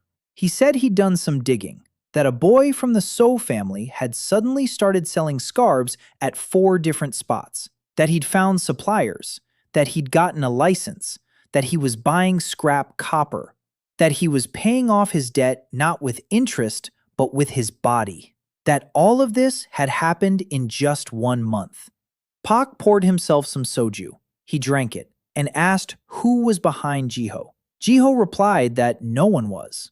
Park smiled, a gold tooth. He said that wasn't possible, that 17-year-old boys don't know how to do what Jiho can do, that there must be someone behind him, an uncle, an acquaintance, someone with experience and money. Jiho repeated that it was no one, that it was just him. Pak leaned forward. His face grew serious. He said he didn't care who was behind Jiho, that he was interested in something else. He said he respected people who paid their debts, that over 30 years he'd seen thousands of debtors, and that out of 1,000, 1% paid on time, 0.5% paid early, and no one, never, comes to him on their own with a repayment plan. Jiho listened. Pak continued. He said he wanted to offer a deal. He was willing to lower the interest rate from 5 to 3 per month, provided that Jiho paid 300,000 every month without delay. If even one payment is a day late, the interest would go back up to 5%, and a penalty would be added. Jiho did the math in his head. 3% of 750,000 is 22,500 instead of 42,500. A savings of 20,000 a month. In 3 months, that's 60,000. That was enough for a winter jacket for his mother, or a full course of medication for his father. He agreed. They didn't shake hands. In this world, a loan shark and a debtor don't shake hands. Pak simply nodded and jotted it down in his notebook. Then he said one more thing. He said that a man had appeared at the Dongdaemun market who was interested in Jiho. Not a gangster, not a thug. Someone else. Someone asking about the kid with the scarves, about where he lives, who he works with, where the money comes from. Park didn't give a name. He just said that Jiho should be more careful, because in this city, money attracts attention, and attention attracts trouble. Jiho left the restaurant. It was dark outside. The streetlights glowed yellow. It had been snowing for the second day in a row. He walked home, thinking about what Pak had said. Someone was interested in him. Who? Competitors? Kondalpe? Or someone else? The thought of the man from Yunsan came to mind again, the one who bought scrap copper, the one who paid without haggling.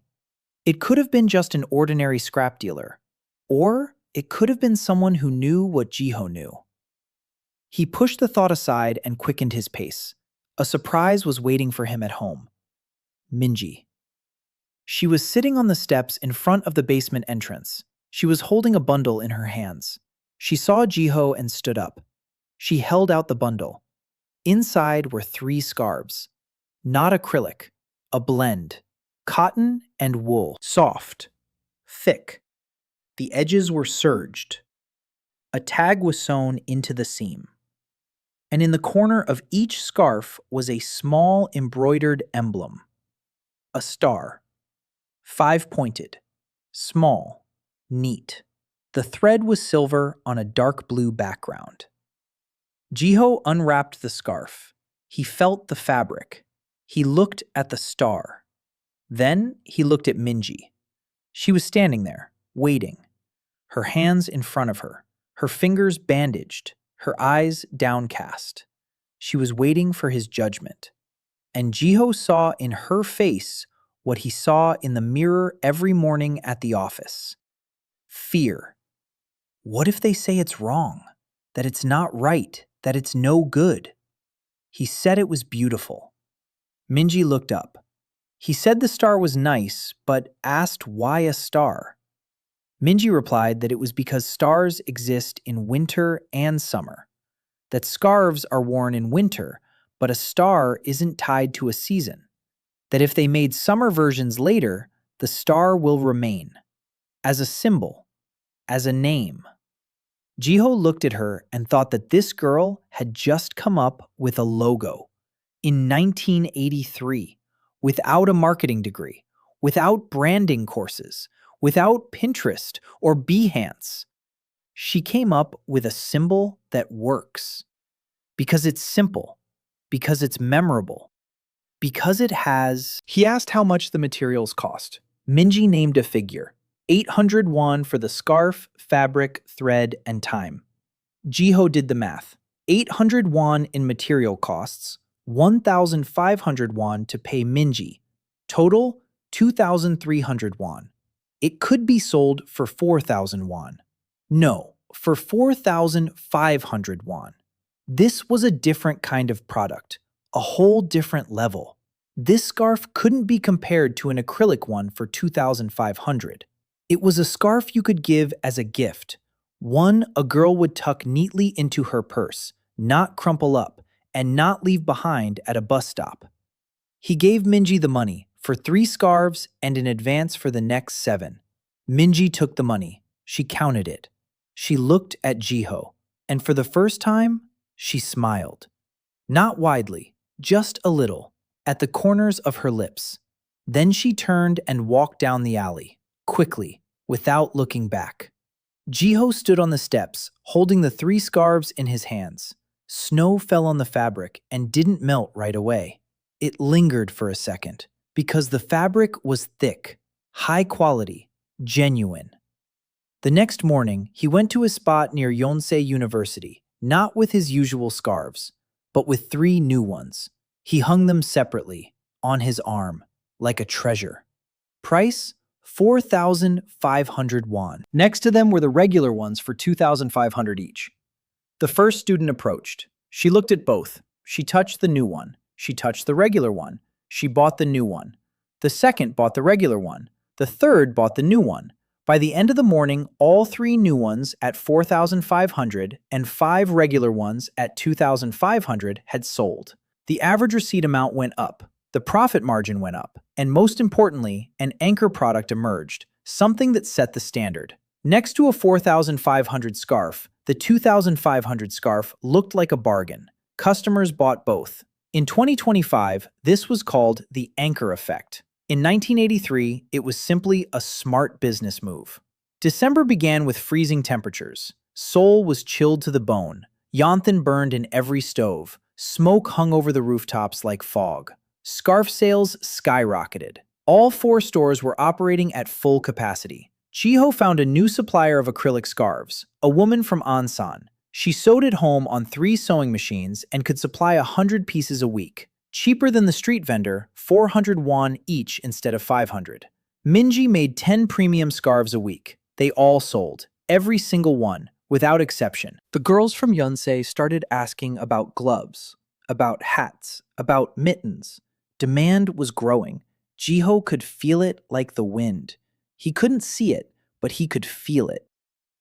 In the first week of December, total revenue from scarves amounted to 680,000 won. Net profit after all expenses was 410,000, plus 20,000 from the shirts at the tailors, plus a little side work from Chan and Taeho, who helped the loaders in their free time and gave a portion to Jiho for organizing things. Total for the week, about 450,000 won net. Jiho sat in the basement that evening, staring at the numbers in his notebook. 450,000 a week. A month ago, he'd been counting 110,000 won. A 4-fold increase in a month. That was fast. Too fast. In 2025, he would have said that such growth was unsustainable, that infrastructure needed to be built, that processes were needed, quality control, accounting. All of that was true, but right now, he didn't have time for infrastructure. He had 3 months. 2 of those had already passed. The second payment to Pak was due in a week. 300,000 plus 22,500 in interest for a total of 322,500. Jiho had 480,000 left after all expenses. 322,500 would go to Pak. That leaves 157,500, plus his stockpile of copper, which was getting more expensive by the day. He checked the price of scrap copper last week, 1,450 won per kilogram. That's a 250 won increase since October. His 50 kilograms were now worth 72,500 instead of 60,000. a profit of 12,500. Still small for now, but the price kept rising. By January, it could reach 1,800 or even 2,000. Then his stock would be worth 100,000, double the value. But Gio decided not to sell. Not yet, anyway. He was waiting for the peak. And the peak was supposed to come in February or March, if his memory served him right. His father. His father had become a problem that money couldn't solve. Every time Jiho brought home the proceeds, his father remained silent. He didn't thank him. He didn't scold him. He just stayed silent. He'd turn his back to the wall, or go outside and sit on the steps until he got cold. His mother said it was normal, that his father would get used to it, that he needed time. Jiho understood. In 2025, he'd read articles about men who'd lost their jobs, about how it destroys self-esteem, about depression, about the feeling of worthlessness. He knew the theory, but the theory didn't help when his father sat on the steps in a thin jacket, staring into the darkness, and didn't answer when Jiho called him to dinner. He had to give his father something to do. Not a handout, not pity. Something to do, something real, something his father was better at than anyone else. Jiho thought about it for 2 days. Then he came up with an idea. His father had been a foreman. He knew construction. He knew the materials. He knew the people. He knew how much a brick cost and how much cement was needed for a foundation. His knee kept him from doing physical labor, but his mind was still sharp. Jiho went to see his father on Sunday morning. His father was sitting on a mattress drinking tea. Jiho sat down next to him and said he needed help. His father didn't turn around. Jiho said he wanted to rent a space for a shop, a small one, in an alley near the market, but he didn't know how to inspect the building, the walls, the roof, the floor. He didn't know where the leaks were, where the mold was, where the hidden problems lay. And what if he rented a bad space and ended up wasting money on repairs? His father was silent for 10 seconds.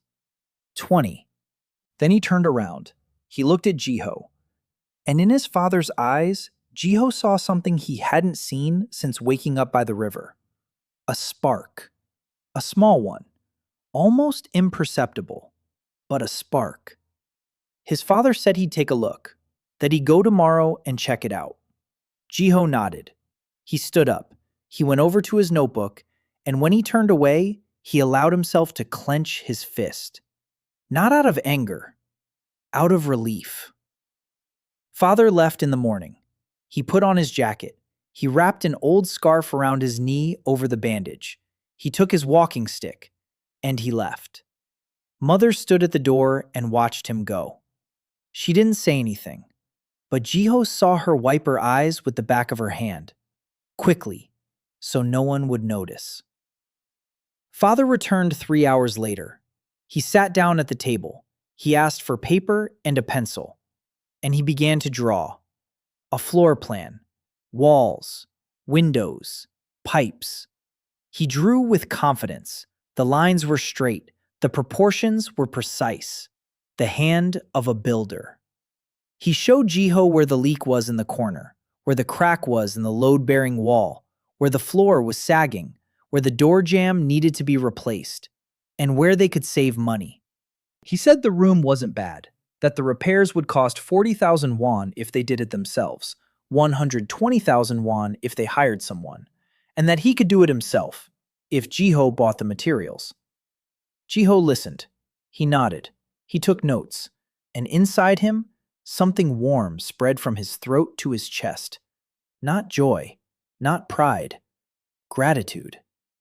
Gratitude toward the body that remembered his father, toward his father who, even with a broken knee, could draw a floor plan more accurately than a licensed architect.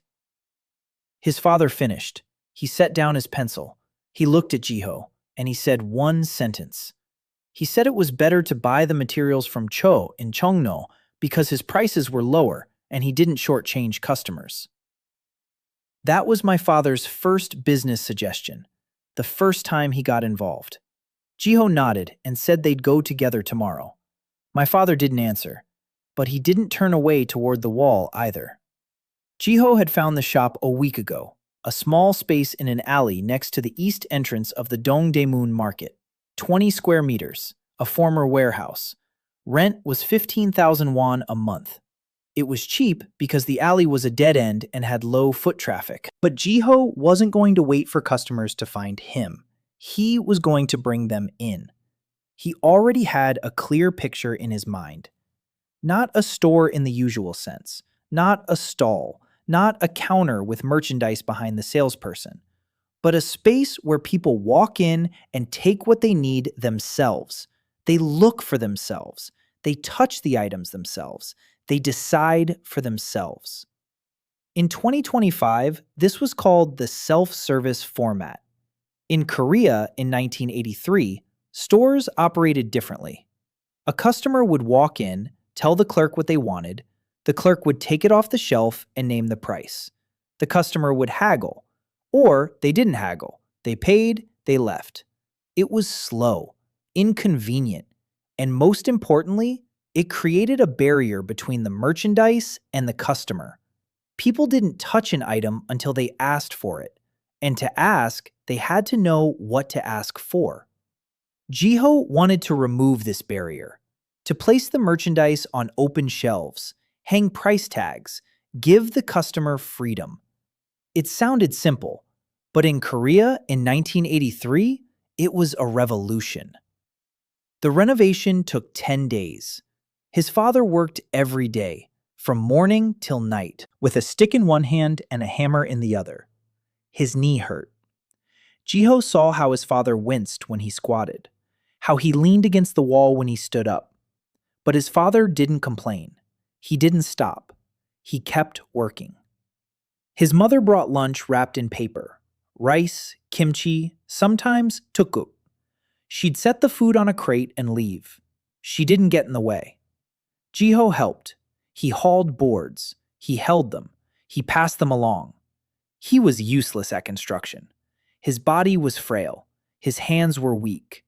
It took him 5 tries to hammer in a nail. But his father didn't laugh. He didn't scold him. He just showed him how. Hold it like this. Hit it here. Not on your finger. Here. In 10 days, Jiho learned more about his father than he had in the entire month in the basement. His father wasn't naturally silent.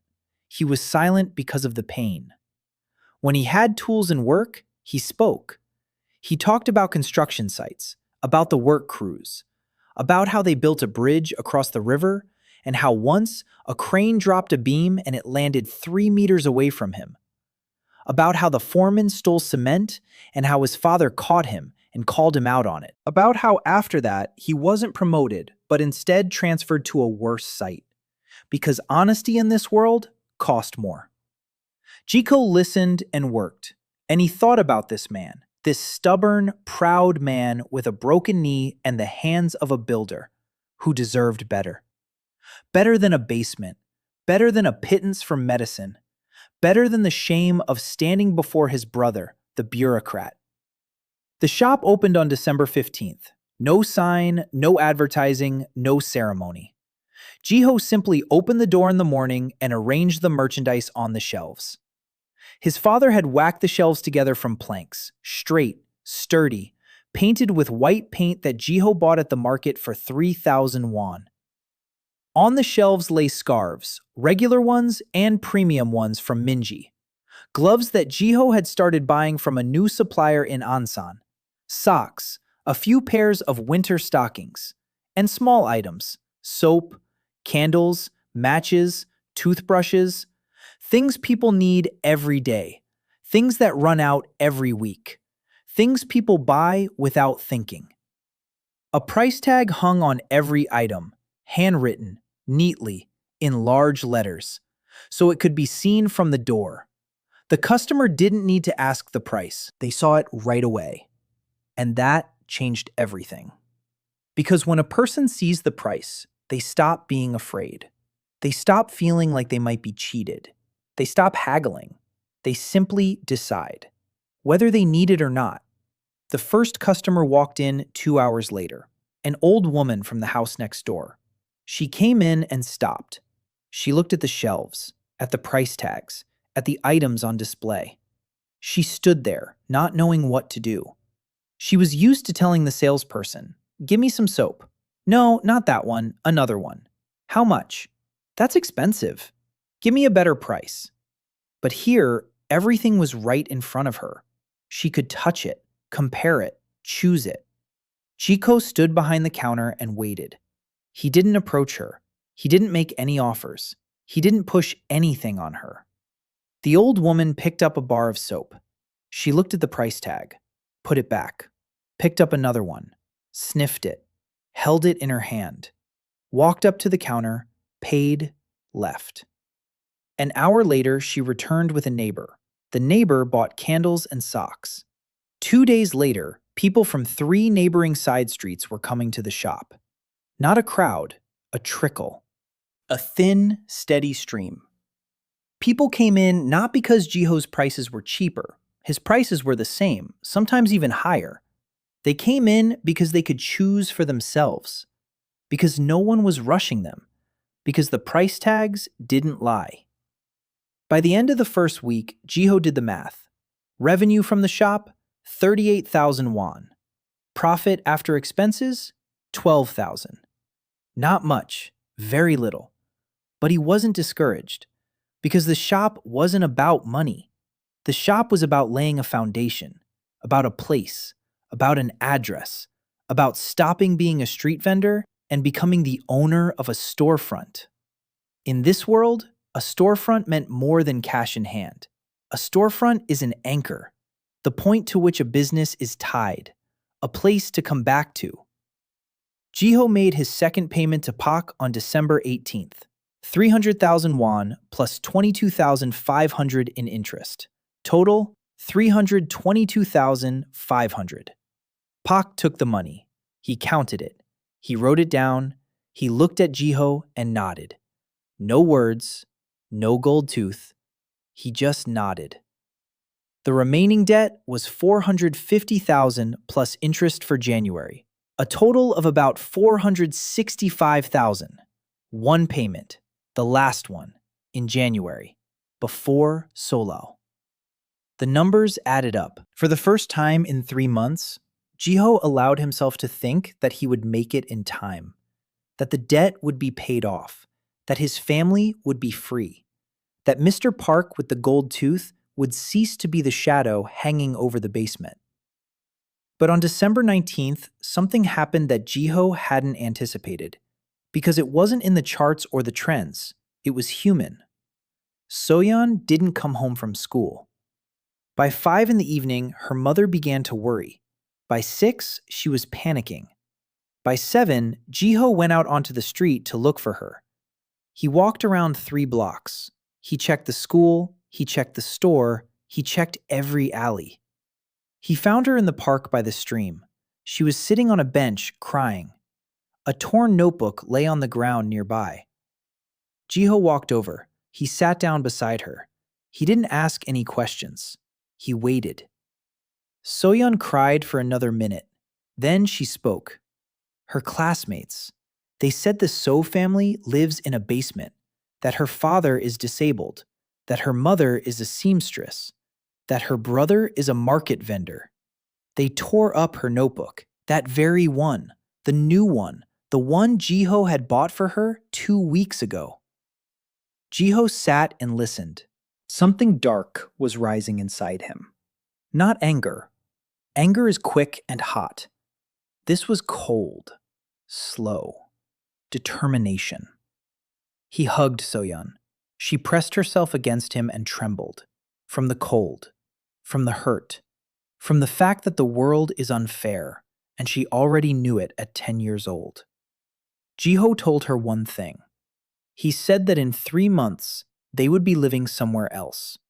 In an apartment, with hot water, with a separate room for her, and that her classmates would come to visit her. Soyeon looked up. Her face was red from tears, and she asked if it was true. Jiho said it was true, and that he never lied to her. Soyeon wiped her nose on her sleeve. She looked at the torn notebook, then at Jiho, and said she wanted hotok. Jiho laughed. For the first time all day, they went to the food cart on the corner. 2 hotok, hot, with brown sugar. Soyeon ate while holding Jiho's hand. Her palm was small and cold. Jiho squeezed it tighter, and he promised himself, not to her, but to himself, that the move to Mapo wouldn't be in 3 months, but in 2, the last week of December.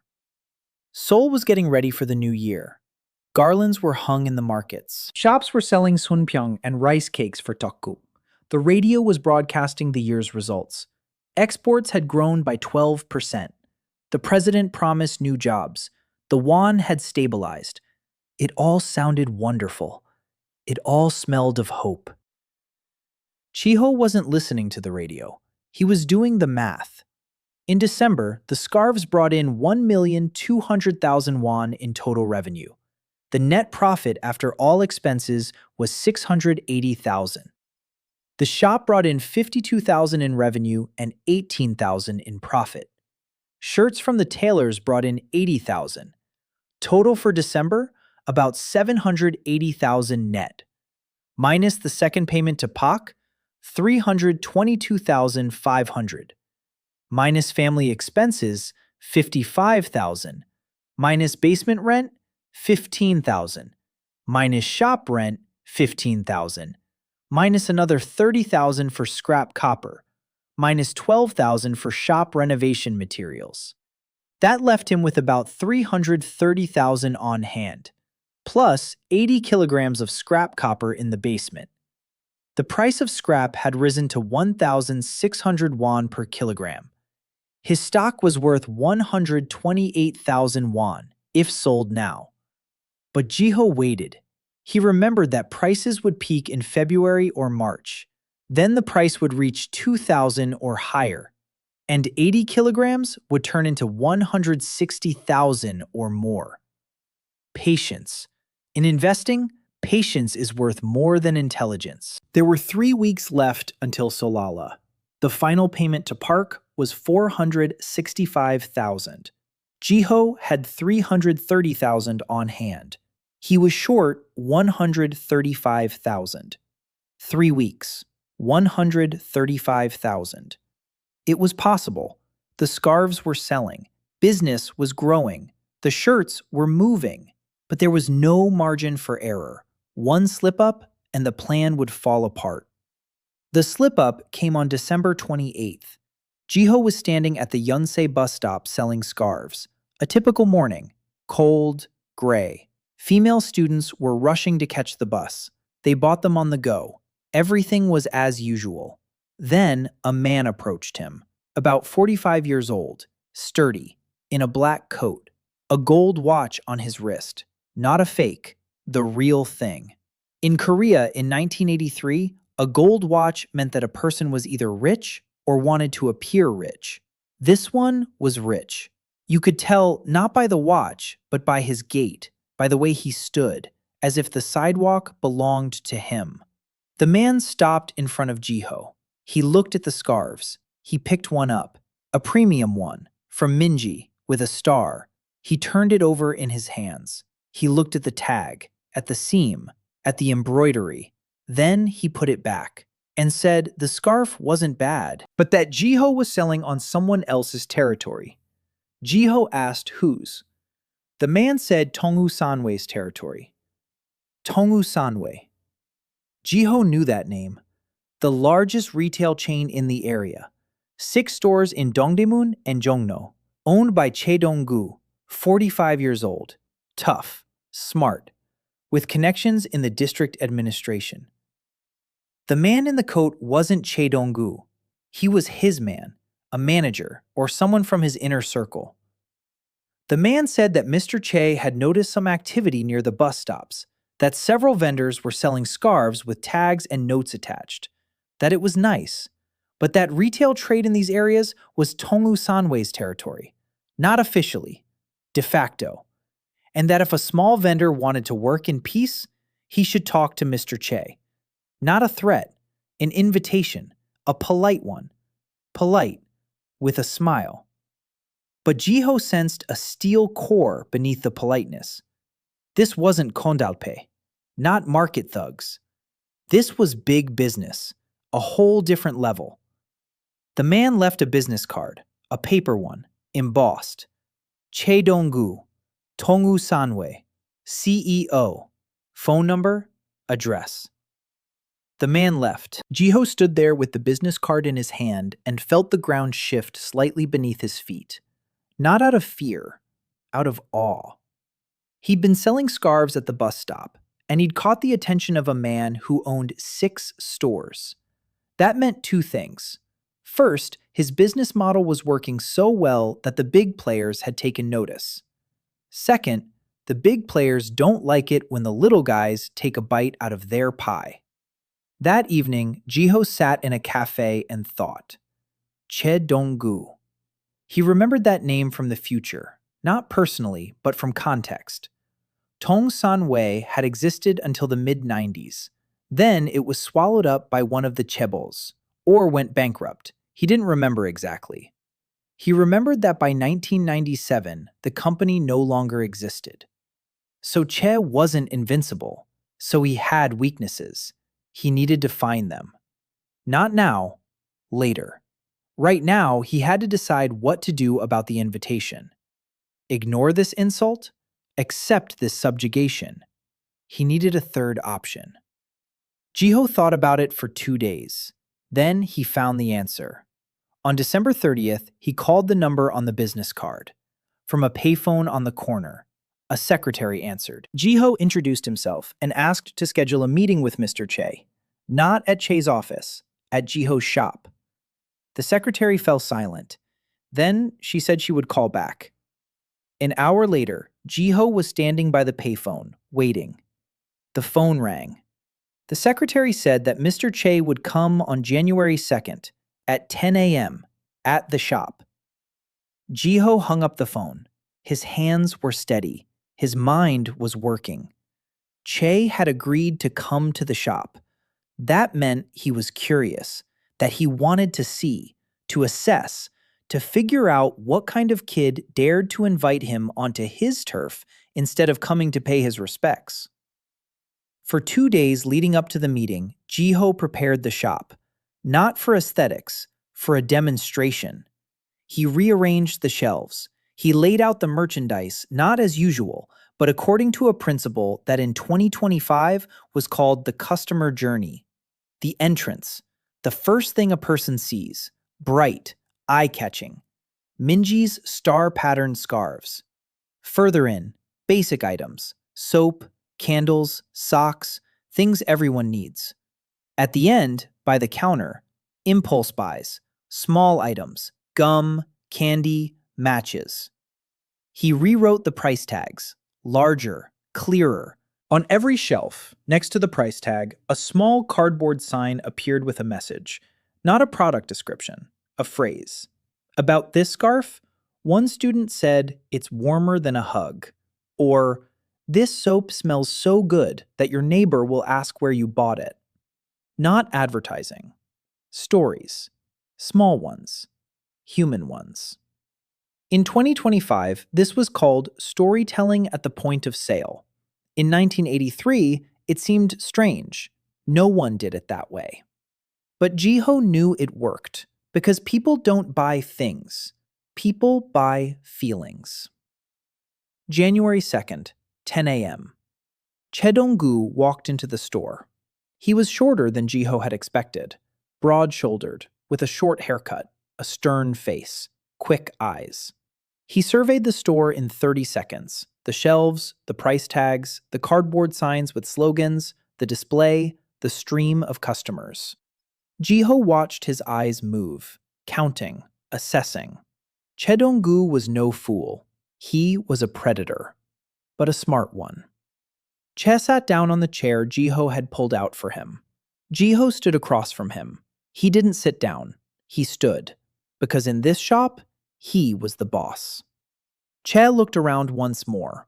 Then he said it was interesting that he owned 6 stores and none of them had open shelves. No price tags, no strange notes. He asked where Jiho had gotten the idea. Jiho replied that he'd come up with it himself. Choi looked at him for a long time. Just like Park had a month ago, just like Ha-in at school. They all looked at him the same way, with a question. Who are you? How do you know what you know? Why aren't you the way you're supposed to be? Choi said he had a proposal. He wanted to buy the idea. Open shelves, price tags, merchandising, notes. He wanted to implement this in his stores, and he was willing to pay 500,000 won, a one-time payment, for consulting. Jiho listened. 500,000 won. That was more than the balance of his debt to Park. It was a solution to all his problems in a single payment. It was a temptation. But Jiho thought it through. 500,000 won for an idea that, in 10 years, would become the standard for the entire retail industry in Korea. For an idea that was worth millions. 500,000 won isn't a price. It's a handout. A polite one. Generous by 1983 standards. But a handout nonetheless. Jiho said no. Choi raised his eyebrows. Jiho said he wouldn't sell the idea, but he was open to something else. A partnership. He would implement his system in one of Cho's stores. If revenue grew by 20% in a month, Cho would pay 50,000 won monthly for consulting. If it didn't grow, Jiho would walk away and get nothing. Cho was silent. He was doing the math in his head. 50,000 a month for a 20% increase in revenue. If the store makes 2 million a month, then 20% is 400,000. For 50,000, he gets 400,000. 8 to 1. It was a good deal, very profitable. But it tied him to the kid. It made him dependent. And Che Dong-gu didn't like being dependent. He said he'd think about it. He stood up. He walked around the shop one more time. He touched Minji's scarf. He read the note on the piece of cardboard. He smiled. And he walked out. Jiho stood in the empty store. His heart was pounding. He had just turned down a man with 6 stores. He'd turned down a sum that would have solved all his problems. For what? For the interest. For a steady income. For status. Because 500,000 once is nothing. But 50,000 every month is a steady stream. It's a relationship. It's a seat at the table. In 2025, every analyst knew that recurring revenue beats a one-time payment. In 1983, only Jiho knew this. At night, he lay on a mat and couldn't sleep. Because he knew that Cho might not call back, he might take offense. He might copy everything himself. He might send a condo pay. He could do anything. Jiho had put all his eggs in one basket, and the card hadn't been turned over yet. Cho called back on January 5th, through his secretary. He said he agreed to a 1-month trial. One store, the one on Cheongro, the oldest, the smallest, the most unprofitable. It was a test. Cho was giving Jiho the worst store. If the kid could boost revenue in that dump, it meant the idea worked. If not, Cho had nothing to lose. Jiho understood the logic, and he accepted the terms. Because a loss-making store isn't a problem. It's an opportunity. The worse the starting point, the more noticeable the growth. It's hard to boost revenue by 20% in a good store. It's easy to do so in a bad one. Because in a bad store, the problems are right there on the surface. Jiho arrived at Cheongro on January 6th at 7 in the morning. The store opened at 9. 2 hours of silence. 2 hours for assessment. The space was narrow, long, dark. A single light bulb hanging from the ceiling. Shelves behind the counter. The merchandise wasn't visible from the street. The display window was dirty. There were no price tags. There was only one salesperson. a woman in her 50s, sleepy, slow. She sat behind the counter knitting. When a customer entered, she would set aside her knitting and ask what they needed. Jiho stood in the corner and watched. 7 people came in over the course of 3 hours. 4 made a purchase, 3 looked around and left.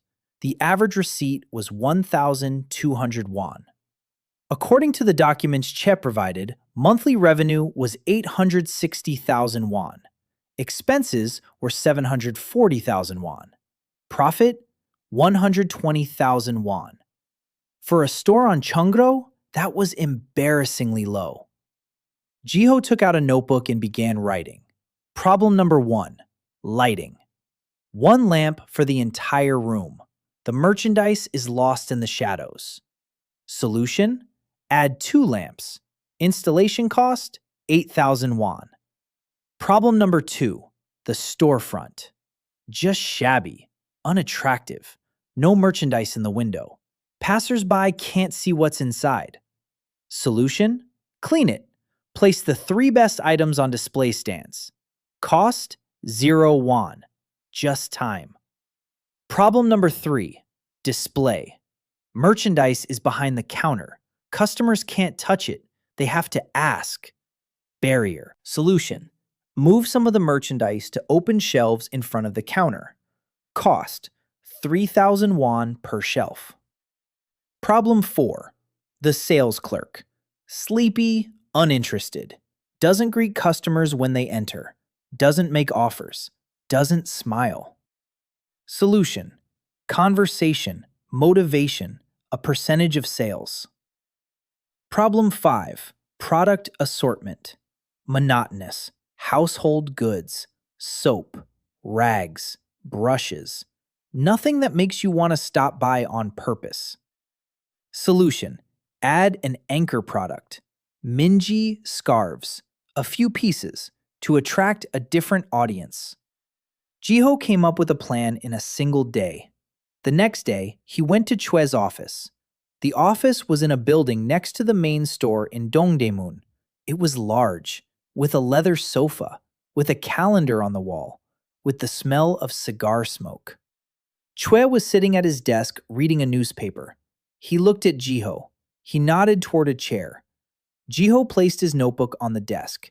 He opened it and began to explain, point by point, problem, solution, cost, expected result. Chue listened in silence. His expression didn't change. His eyes moved along the lines. When Jiho finished, Chue closed the notebook. He looked at him and asked how much money was needed for all of this. Jiho said 25,000 won for the light bulbs, for the shelf, for cleaning, for the first batch of anchor merchandise. Che took an envelope out of his desk drawer. He counted out 30,000. He placed it on the table. Take 30, he said. 5 on top for unexpected expenses. Jiho took it. Work began the next day. The lamps were hung in a single morning. An electrician from the neighboring house. 6,000 won. His father put the shelf together. Jiho brought it over on a cart. His father didn't ask why. He just put it together when Jiho asked. They cleaned the display case. Jiho did the cleaning himself. It took an hour and a half. The glass gleamed in the sun like a mirror. On the windowsill, he placed 3 of Minji's scarves, blue, beige, dark red, each with a star. Each was on a small wooden stand that his father had also made. Jiho placed the open shelf to the right of the entrance.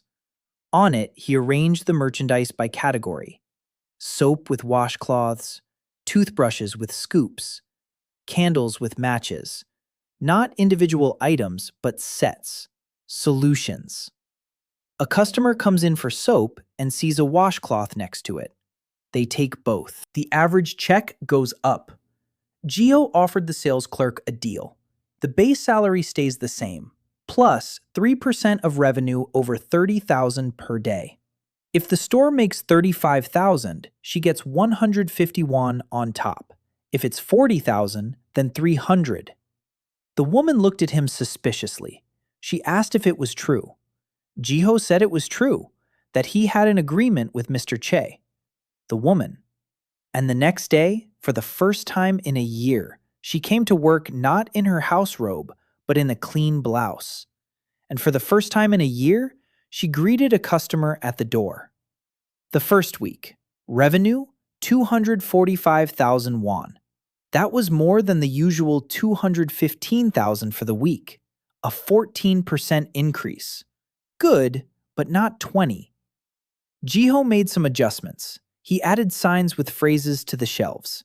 He moved the soap closer to the entrance because soap was the most frequently purchased item and it was supposed to draw customers inside rather than greet them at the counter. He switched the candles from white to colored ones. Same supplier, same price, but the colored candles looked like a gift rather than a household necessity. Week 2, 278,000 won, a 29% increase from the baseline. Che came in person. He stood in the doorway and watched. He counted the people. He counted the bags in their hands. He counted the time each customer spent in the store. Before, customers would come in and leave within a minute.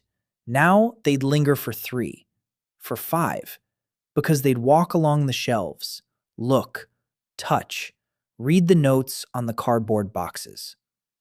Cho left without saying a word, but Jiho saw his face. It didn't show joy, it showed irritation, because the boy was right. And that meant that all 6 of Cho Dong-gu's stores were operating incorrectly.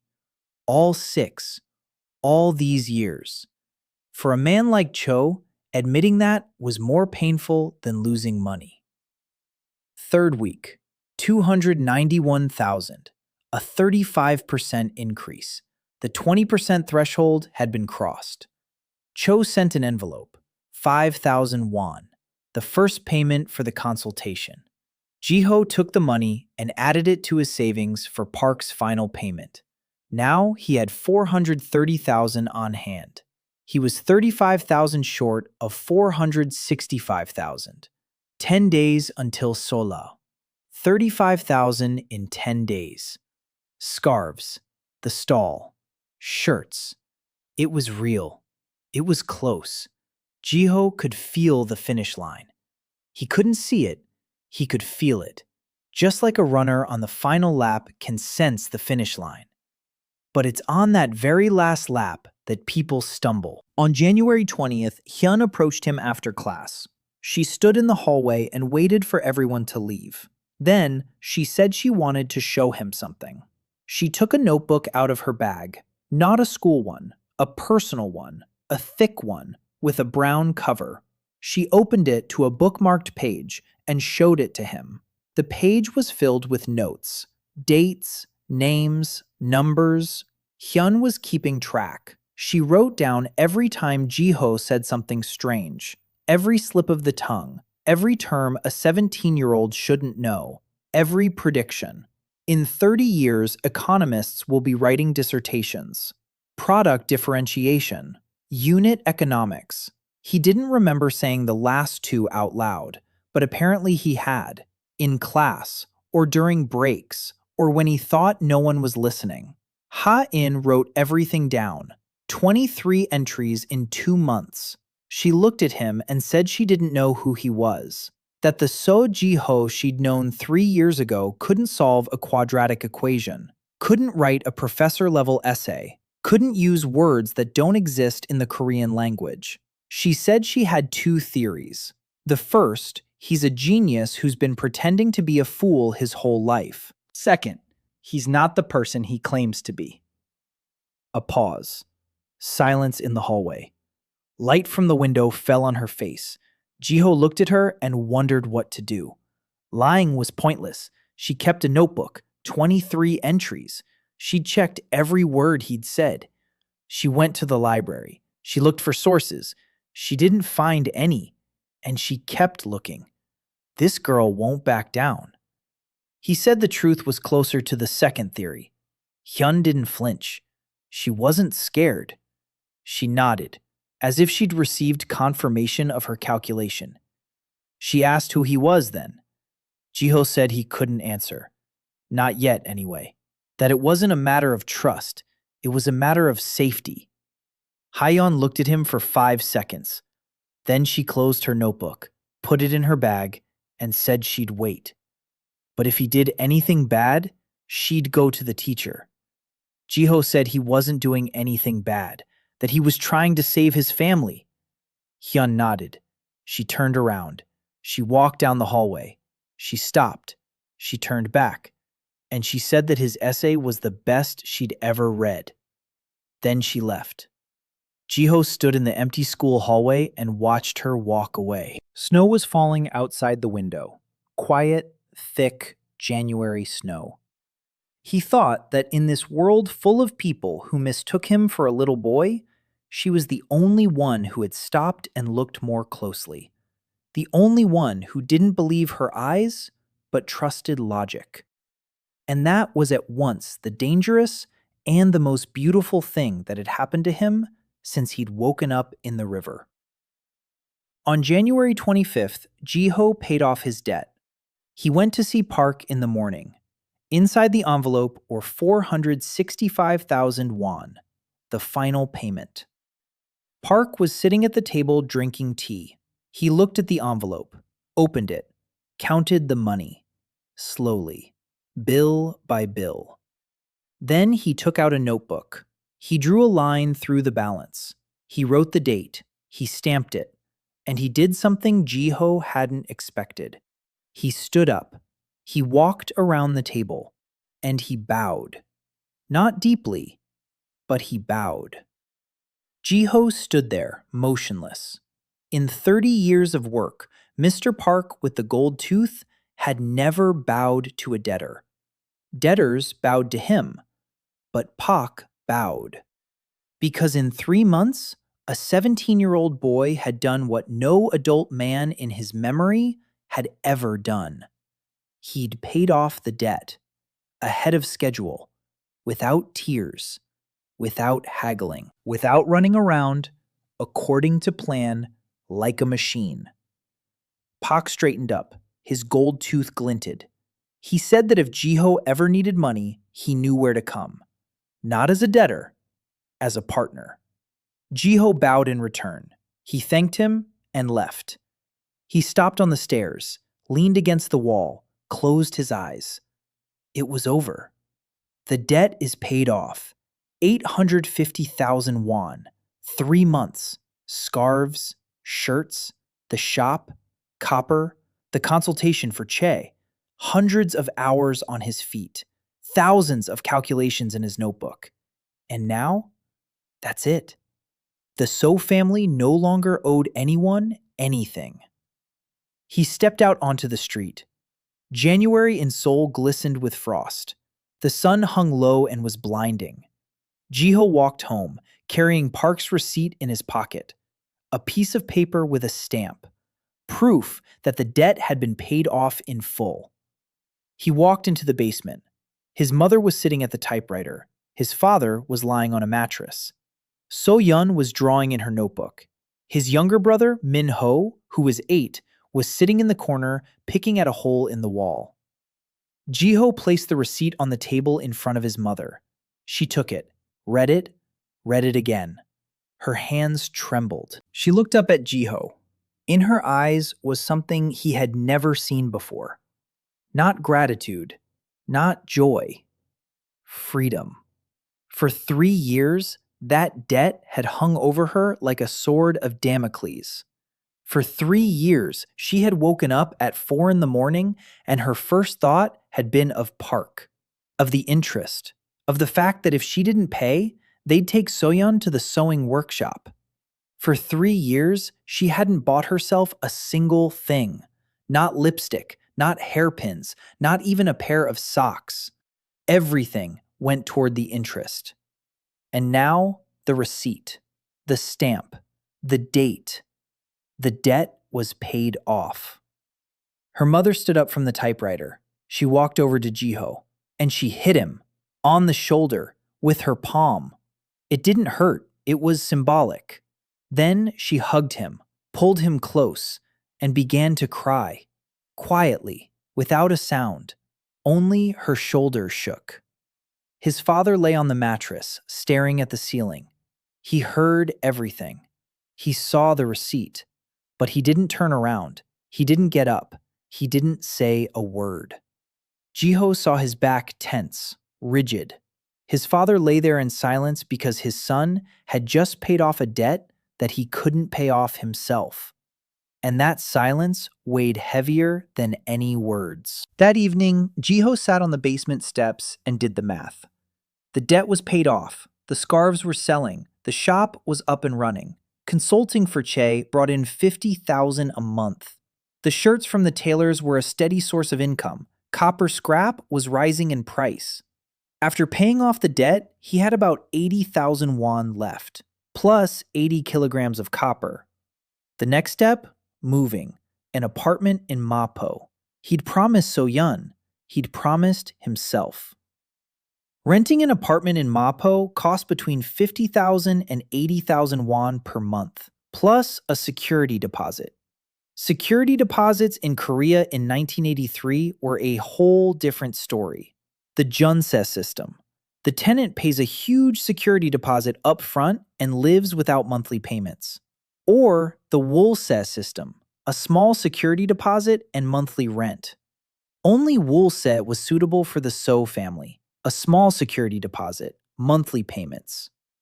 A 200,000 won security deposit and 60,000 won a month. That was realistic. With their current income of 60,000 won a month, they could manage the rent. But they had to come up with the 200,000 won security deposit quickly. And that's when Jiho remembered the copper. The price of scrap copper had reached 17,000 won per kilogram. 80 kilograms would be 136,000 if he sold it now.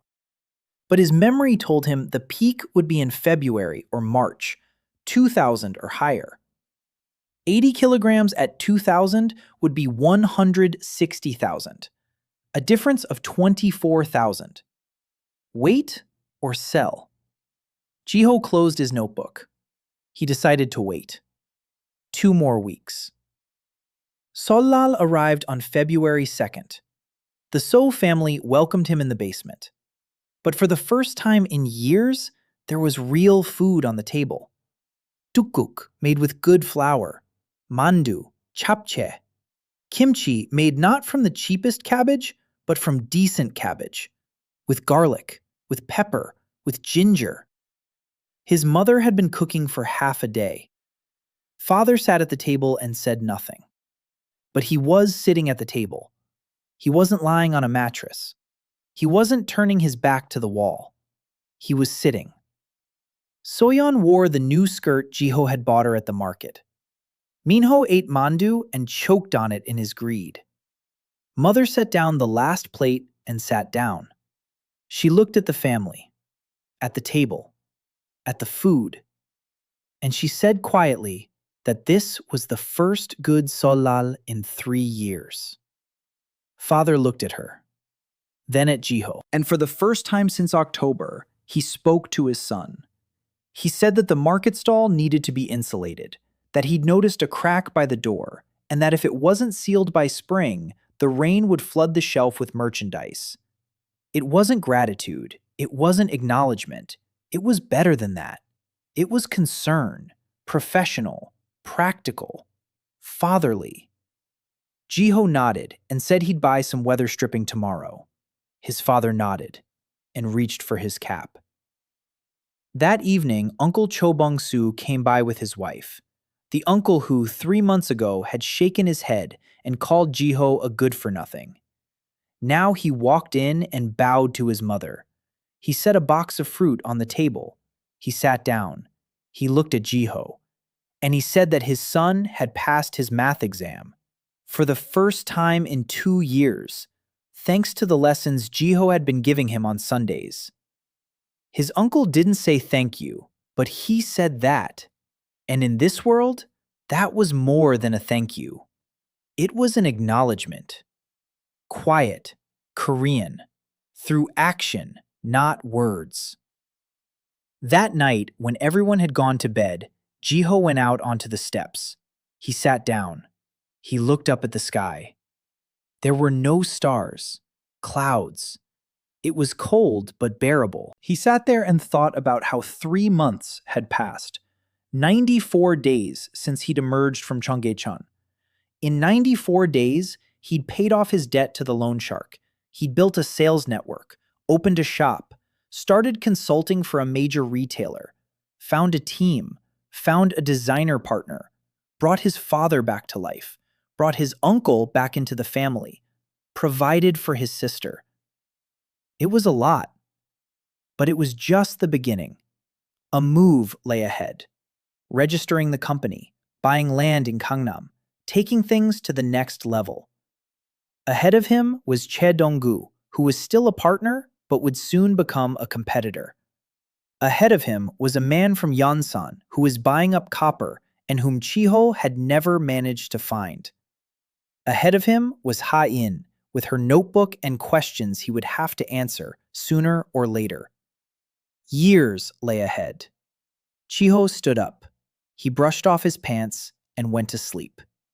Tomorrow was the start of the new year, and the new year began with numbers. Chiho sold the copper on February 20th. The price had reached 2,100 won per kilogram. 80 kilograms at 2,100 is 168,000 won. He'd bought it for an average of 60,000 won. Profit, 108,000 won. Net, no work, no standing in the cold, no tags or labels, just time and patience. His father found out about the sale. He looked at Jiho, and for the first time, he asked how he knew. Jiho said he'd read in the newspaper about supply disruptions from Chile. His father was silent. Then he said that newspapers lie, but copper doesn't lie, and that Jiho apparently knows how to read between the lines. It was a compliment, the first one from my father. Clumsy, delivered through denial, but a compliment nonetheless. Jiho paid the deposit for the apartment in Mafo on February 25th, 200,000 won. A 2-room apartment on the 4th floor of a brick building. Hot water, a gas stove, a separate bathroom, a balcony overlooking the alley. By 2025 standards, it was a dump.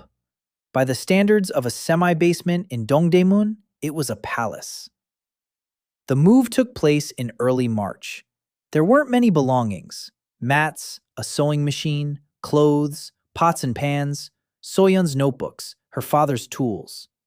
Everything fit into 3 bags and 1 cart that Taeho was pushing. Her mother entered the apartment first. She stood in the entryway and touched the wall. Smooth, dry, no mold. Then she turned on the faucet. Hot water came out right away. Mother stared at the stream and didn't move. Jiho stood behind her, silent. He knew what hot water meant to a woman who had been washing dishes for 3 years with ice-cold water from a bucket. Soyeon ran into the room. Her room, a small one, with a window, with a desk that Jiho had bought at the market for 8,000 won. She stopped in the middle of the room. She spread her arms wide. She spun around. And she screamed so loudly that the neighbors must have jumped. She screamed that she had a room, her own, with a door, with a window. Minho ran in after her and started jumping on the mattress. Their father came in last. It was hard for him. Leaning on his cane, he walked through the apartment. He looked at the walls, at the ceiling, at the floor, with a professional eye. Then he turned to Jiho and said that it had been built properly, that the bricks were good, that the mortar joints were even, that the apartment would last another 30 years. He didn't say thank you. He said the mortar joints were even, and to Jiho, it was all the same. That evening, the family had dinner in their new apartment, at a real table, on chairs, not on the floor. His mother had cooked kimchi stew in a new pot. Rice from the rice cooker that Jiho had bought at a discount from an acquaintance at the market. Soyeon sat on her chair and dangled her feet because they didn't reach the floor. Minho ate, spilling rice on the table. His father ate in silence, but he sat up straight. He wasn't slouching. He wasn't looking away. Mother poured herself some tea and took a sip. Then she looked at Jiho and said one sentence. She said that when he was born, the midwife had said the boy was weak and might not live to be a year old, and that she'd thought back then that the midwife was wrong, and that now she knew for sure. The midwife was wrong. March brought changes not only to the family's life. The shop in Tondamun had grown. Revenue had stabilized at 120,000 won a month. Not much, but it was steady.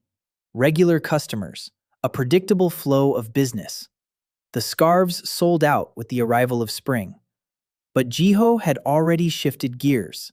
Minji made her first batch of light neck scarves, spring ones, made of cotton, with the same star, different colors, pastel, delicate. They sold more slowly than the scarves, but they sold, because the star had already become a symbol. The girls at Yonsei recognized it. They asked if there was anything new. A brand was being born. No name, no advertising, no budget. Just a star in the corner of the fabric and a note in the bag. The consultation for Che continued. A second store. A third. Jiho redesigned each one using the same formula.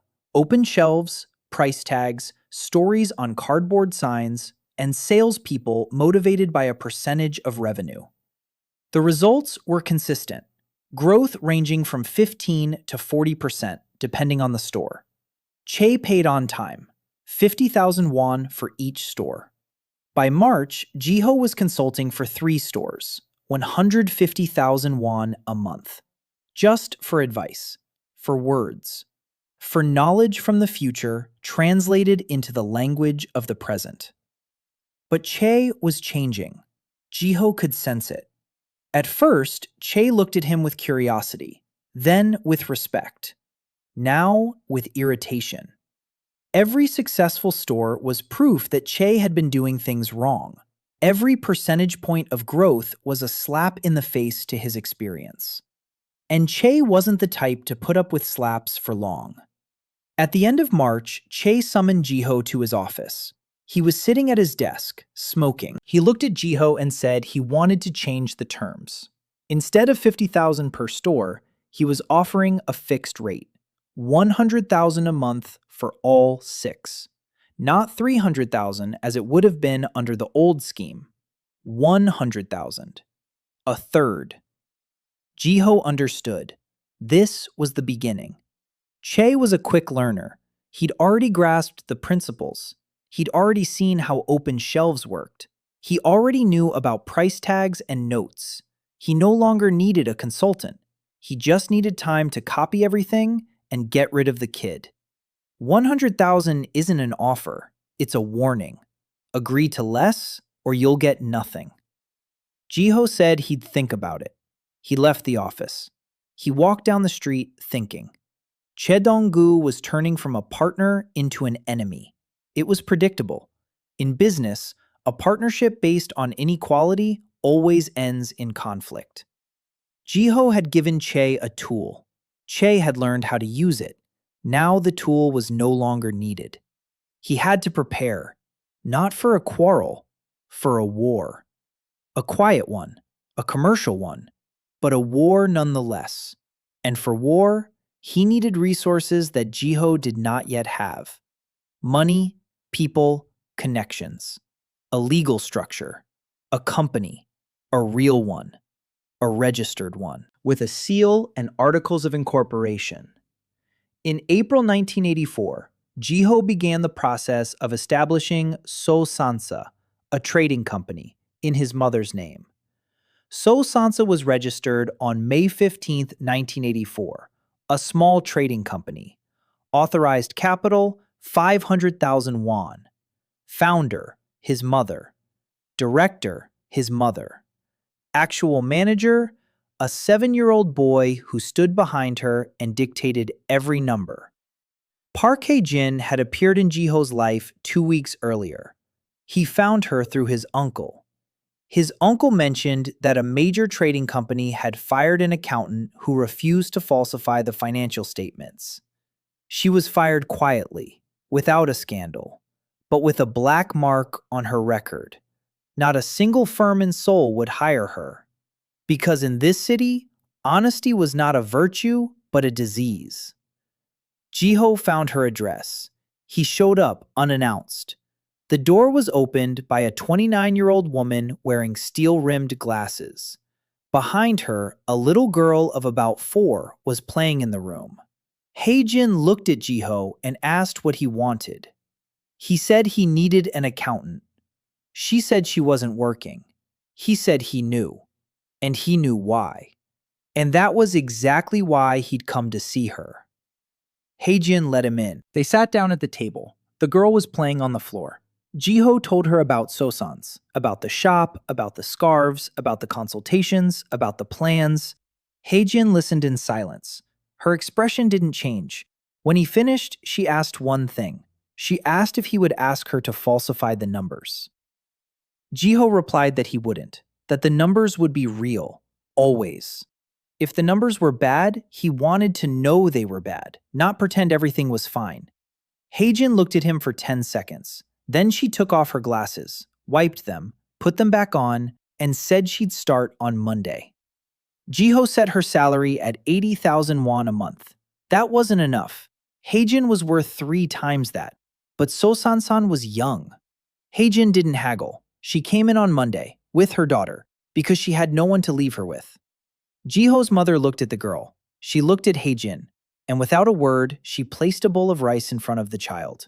From that day on, Hae-jin's daughter came to their house every day. His mother fed her lunch. Soyeon played with her after school. Hae-jin worked at a table in the corner of the shop and didn't get distracted. She organized all of Jiho's records from the past 5 days. His notebooks full of numbers were transformed into neat tables. Every won was accounted for. Every transaction was documented. Every expense was justified. Jiho watched her work and realized he had found his second key person. Minji made the product. Hae-jin counted the money. He needed one more piece of the puzzle, a voice. Someone who would tell the world about what he was building. Lee Sora found him herself. She came to the shop in early June. 21 years old, a journalism student at Yonsei University, a camera around her neck. Worn-out jeans, short hair, a loud voice. She said she was writing an article about new retail formats in Seoul, that a friend had told her about a strange store in Dongdaemun Mune, where the merchandise is displayed on open shelves and the price tags are handwritten. She wanted an interview. Jiho refused. Sora was surprised. No one ever turned down free publicity. Jiho said it wasn't the right time, that the shop was small, that if an article were published, people would come, lots of people, and the shop wouldn't be able to handle it. There'd be a line, there'd be chaos, there'd be disappointment, and a disappointed customer is worse than no customer at all. Sora listened with her mouth agape. Then she laughed and said he was the first shopkeeper in Seoul who was afraid of customers. Jiho smiled wryly and said he wasn't afraid of customers, but of the gap between promise and reality. So she didn't write the article right away, but she started coming by, every week. At first out of curiosity, then out of interest. She observed, she took photos, she took notes, not for the newspaper, for herself. She saw how Jiho was building something that didn't exist in Seoul, and she wanted to understand what it was. By mid-June, Che Dong-gu had gone on the offensive. He didn't wait for Jiho's response to the 100,000 offer. He simply stopped paying. He copied the system in all 6 stores, open shelves, price tags, even the notes on the cardboard signs, word for word. Jiho found out about this from Chan-woo, who had seen Tong San-hwe's new storefronts on Cheongro. Jiho went to see for himself. He stood by the window and watched. His idea, his notes, his layout, copied exactly. No thanks, no payment, no shame. In 2025, he would have sued for intellectual property theft. In 1983, intellectual property didn't exist as a concept. Ideas didn't belong to anyone, or they belonged to whoever was stronger. Jiho wasn't angry. Anger was a luxury he couldn't afford. He stood by Che's storefront and took stock. Che had copied the form, but he hadn't understood the content. His notes were lifeless, cliched, identical in all 6 stores. His salespeople didn't smile because Che didn't give them a cut of the profits. His shelves were open, but the merchandise was strewn haphazardly because no one thought about the customer journey. Che had copied the skeleton, but he hadn't breathed life into it. Because life was something that couldn't be. It was knowledge. It was understanding. It was what lived in Jiho's mind and nowhere else. Jiho returned to the shop. He sat down at the table. He opened his notebook, and he wrote 3 words. My own chain. Not just one shop, a chain. 2, 3, 5, 10 locations, with his own merchandise, with his own people, with his own system. Chue could copy anything, but he couldn't copy speed. And Jiho knew what tomorrow would bring. He knew which products would be in style a year from now. He knew which neighborhoods would grow. He knew where to open and when. Chue played checkers. Jiho played chess. And the board was in his head. Land in Gangnam cost next to nothing. Summer 1984. The neighborhood that, 20 years later, would become the most expensive in Asia was now half empty. Swamps, vacant lots, low-rise buildings, rice paddies. Locals called this place Beyond the River and tapped their temples when someone suggested you could build here. Gio stood at the edge of a vacant lot the size of 2 soccer fields. Nothing around. A dirt road, a tin fence, a price tag. 3 million won for the entire lot. 3 million. In 2025, this land would be worth trillions. Right now, it was worth about as much as a used truck. G didn't have 3 million. He had 600,000 in his Sosan's account and a steady income. But he knew that this land was the key, not to wealth, to a foundation. So that in 10 years, when Kanam exploded, Sosan's would be standing on its own land, rather than renting someone else's. He started looking for a way. Installment payments, a joint purchase, a secured loan. In Korea in 1983, banks didn't give loans to 17-year-olds. But banks did give loans to companies. So Sansa was a company, a small one, but with all the paperwork in order, with Haejin handling the books, with revenue, with a track record. Jiho went to a bank, not a big one, a small local branch. He sat down in front of the manager. He placed a folder on the table. Inside were Sosansa's financial reports for its first 3 months of operation. Neat. Flawless. Haejin's work. The manager flipped through the pages. He looked at the numbers. He looked up. He asked who the director was. Jiho said it was his mother. The manager asked where she was. Jiho said she was at work. The manager said he couldn't discuss the loan without the director present. Jiho brought his mother in the next day. His mother sat across from the manager in her best blouse. Her hands were on her lap. Her back was straight. Jiho sat beside her and spoke on her behalf. The manager listened. He looked at the mother. He looked at the son. And he saw what everyone else saw. The boy spoke like an adult. The mother was silent as a piece of furniture. Something wasn't right. But the documents were in order. The numbers were real. And the bank issued the loan. 1,500,000 won at 12% per year for 2 years. Jiho added his 600,000. That made 2,100,000. They were short 900,000. He went to see Park, not for a loan, for an investment. Park listened. He looked at the documents. He looked at Jiho and said that the land in Kanam was worthless. that it was a swamp, that no sensible person would buy a swamp. Jiho said he would buy it. Pak was silent. Then he asked what the interest rate was. Jiho said 10% per year. Pak laughed. His usual rate for Seche was 60% per year. 10% was an insult. But Jiho added a condition. If, in 3 years, the land's value more than doubled, Pak would receive not only the interest, but also 10% of the profit from the sale. Pak did the math, quickly, as usual. 900,000 at 10% is 90,000 a year. Over 3 years, that's 270,000, plus a potential 10% of the appreciation. If the land doubles in value from 3 million to 6 million, his share would be 300,000. That's a total of 570,000 on an investment of 900,000. Even if the land's value doesn't increase, he'll still get his interest. The risk is minimal.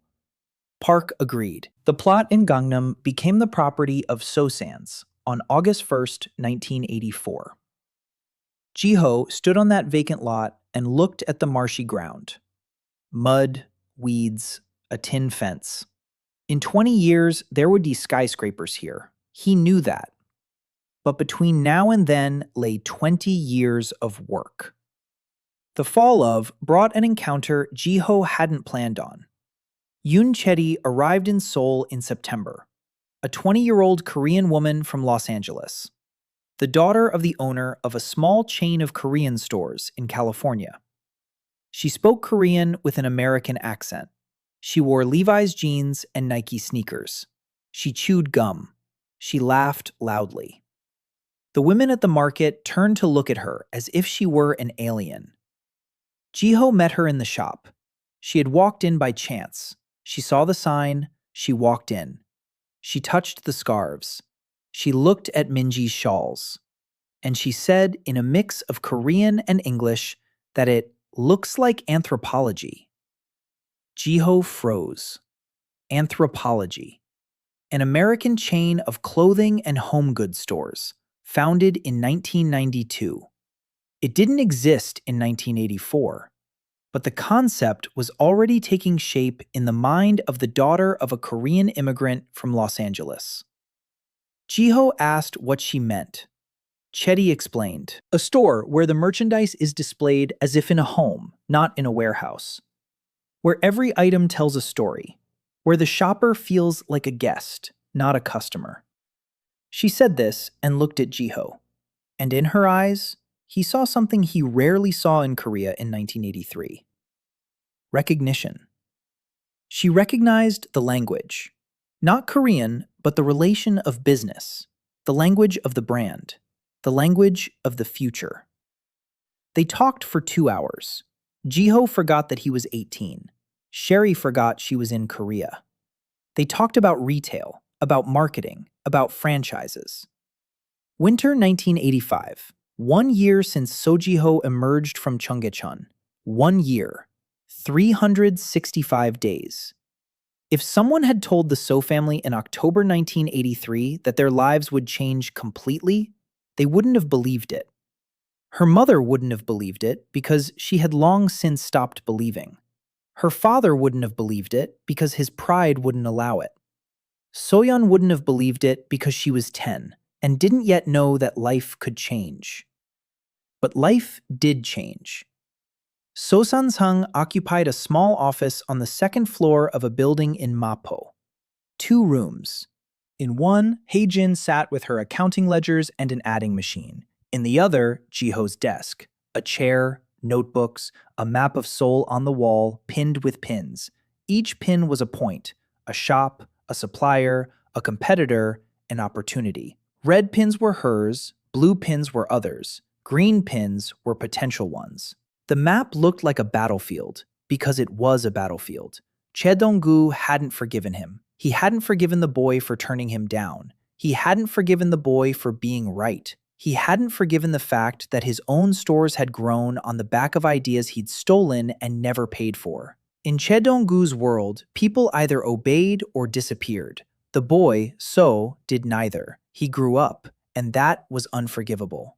The attack began in January, quietly at first. A supplier from Ansan who sewed scarves for Jiho suddenly got a new client, a big one, a generous one, who took the entire order. The supplier apologized and said she could no longer work with So-sans. Then the street vendor from whom Jiho bought soap and candles turned him down, without explanation. Then the landlord of the building in Dongdaemun, where the first shop was located, came and said he was doubling the rent, from 15,000 to 30,000, without warning, without justification. Just doubled it. Jiho sat in his office and stared at the map. 3 blows in 2 weeks. The supplier, the merchandise, the rent. It wasn't a coincidence. It was a system. Che was applying pressure on 3 fronts at once, cutting off supplies, driving up expenses, squeezing him. Jiho called Hejin. She came in with a notebook. She sat down across from him. She adjusted her glasses. Jiho asked how many months their money would last if everything stayed the same. Hejin calculated for 3 minutes. Then she said that, with current expenses and current income, So-sans would last 4 months. If the rent went up, then 3. If he lost another supplier, then 2. Jiho nodded. 2 months. It wasn't much, but it was enough for a counterattack. He pulled a folder out of his desk drawer. Inside were papers he'd been collecting for 3 months, quietly, methodically, without haste. Documents about Tongsan Hui, financial reports he'd managed to obtain through Hejin's connections, tax returns his uncle had obtained through the local government office, lease agreements, lists of suppliers, and most importantly, a list of Che's employees who were dissatisfied, people he had mistreated, people he hadn't paid on time, people he had fired for no reason. Jiho wasn't gathering dirt. He was piecing together a picture. A complete, multi-dimensional, vivid picture of a business that looked solid on the outside, but was falling apart at the seams on the inside. Tongsan Hui was ailing. Che was spending more than he was earning. He was expanding faster than he could control. He was staying afloat thanks to his connections in the administration, not the quality of his work. His suppliers were operating at a loss because they feared him, not because it was profitable for them. His employees hated him, but kept quiet because jobs in Seoul were scarce. One push, one precise strike in the right spot, and the whole structure would crumble. But Jiho didn't want to destroy it. He wanted to win. And victory isn't when the enemy falls. It's when the enemy realizes that he has lost. Jiho went to see Sora. She was sitting in the Yonsei dorm, typing her term paper on a typewriter. He placed a folder in front of her and told her she had a story. A real one. The very one that had made her become a journalist. Sora opened the folder. She read for an hour. Then she looked up. Her eyes were ablaze. She asked if it could be published. Jiho said it could, but not now, in a month, when he said so. Sora nodded. At the same time, Jiho was solving the supplier issue, Minji. She had been working at her father's tailor shop and sewing for So-sans for almost a year. 200 scarves, 100 shawls, 30 blouses. Every piece featured a star. Every piece was handmade. But Minji was alone.